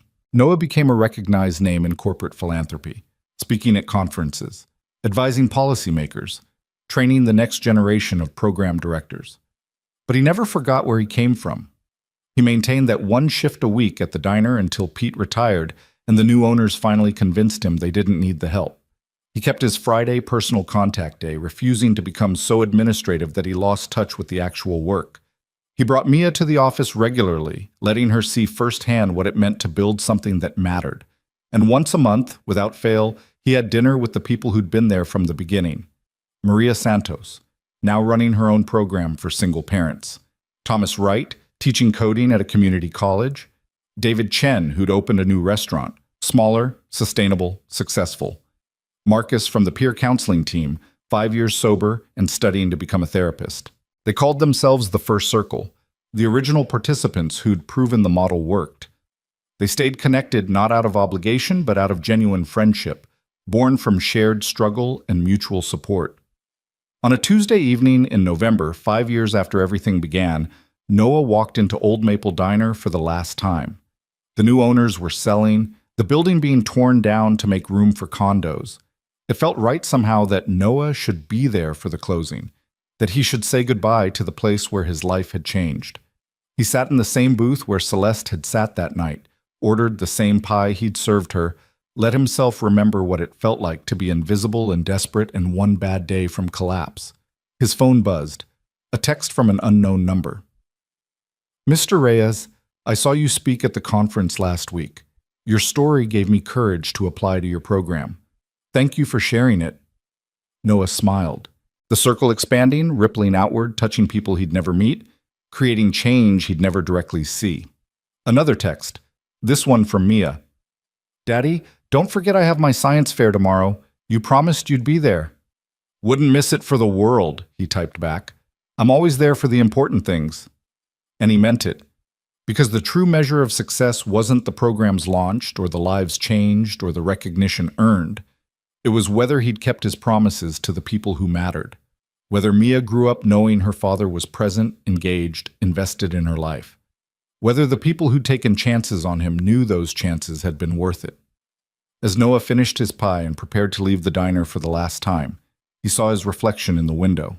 Not the exhausted, defeated man who'd worked here 5 years ago, but someone who'd grown into his potential, who'd earned his place, who'd proved that the critics had been wrong about everything that actually mattered.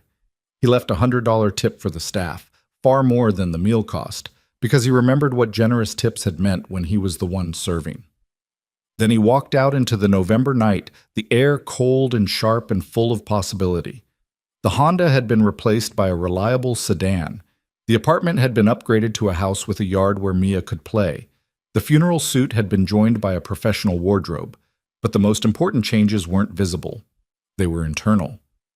They were about believing he deserved good things, about understanding that needing help didn't make him weak, about knowing that his worth wasn't determined by his worst days. Noah drove home through streets he knew by heart, past the community center where the program was based, past the park where he and Mia spent Saturday afternoons, past all the landmarks of a life rebuilt from ruins. Mia was waiting when he got home. Her science project spread across the kitchen table, something involving plant growth and water quality, ambitious and thoughtful, and likely to win awards because she'd inherited her mother's brilliance. How was the diner? She asked. Sad, but good. Everything ends eventually. The important thing is what you build during the time you have. Deep thoughts, Dad. I have my moments. He sat beside her, examined her project. This looks amazing. Tell me about it. And she did, her voice animated and passionate, explaining her hypothesis and methodology and findings with the confidence of someone who'd never been taught to doubt her intelligence or potential. Watching her, Noah realized this was the real success, not the program or the foundation or the recognition. This. His daughter growing up secure and loved and unafraid to take up space in the world. His daughter who'd never have to feel invisible, never have to wonder if she deserved help, never have to choose between dignity and survival. That was the gift Celeste Ward had given him, passed forward now to Mia, who would pass it forward to others in ways Noah couldn't predict or control. The circle completing itself over and over, forever forward. Later that night, after Mia was asleep, Noah sat in his home office and opened his laptop. He'd been writing his story for months now, trying to capture what had happened, how it had happened, why it mattered. Not for publication, he wasn't sure he wanted to share it that publicly, but for himself. For Mia. For anyone who felt invisible and needed to know that change was possible. He typed the final paragraph. 5 years ago, I was a waiter counting singles and hoping for tips that would let me feed my daughter.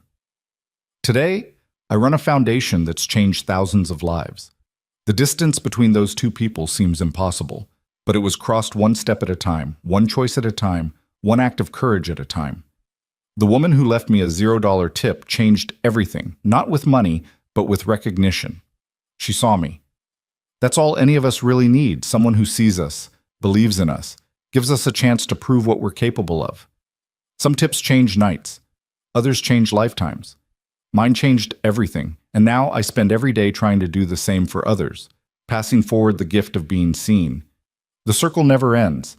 It just keeps expanding, rippling outward, touching lives I'll never know, creating change I'll never directly witness. That's the real legacy. Not what I accomplished, but what everyone I helped will accomplish. Not my success, but their potential unleashed.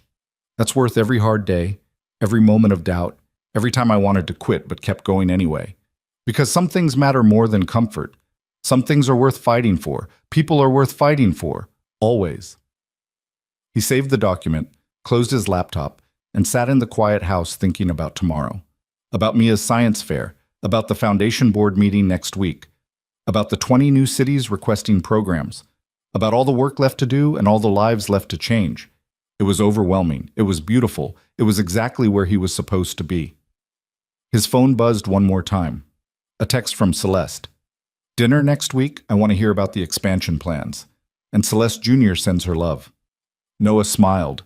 Celeste had adopted a daughter 8 months ago, a 6-year-old named Celeste Jr., who everyone called CJ, who Celeste was raising the same way Noah raised Mia, with love and security and the certainty that she deserved every good thing. The two girls had become inseparable, two kids who'd started life with loss and were being given second chances by parents who understood what second chances meant. Absolutely, Noah typed back. Same restaurant where this all started? Perfect. Full circle. Full circle indeed. Noah turned off the lights, checked on Mia one last time. She was sleeping peacefully, her science project notes scattered across her nightstand, her butterfly book still on the shelf, and climbed into bed. Tomorrow would bring new challenges, new people needing help, new stories of struggle and resilience and hope. But tonight he could rest. Tonight he could feel satisfied that the work was good, the impact was real, the circle was expanding. Some tips changed nights. His had changed a lifetime. And every day he worked to change others, one person at a time, one story at a time, one act of recognition at a time. The circle completing itself over and over, forever forward. And that was enough. That was everything. The end.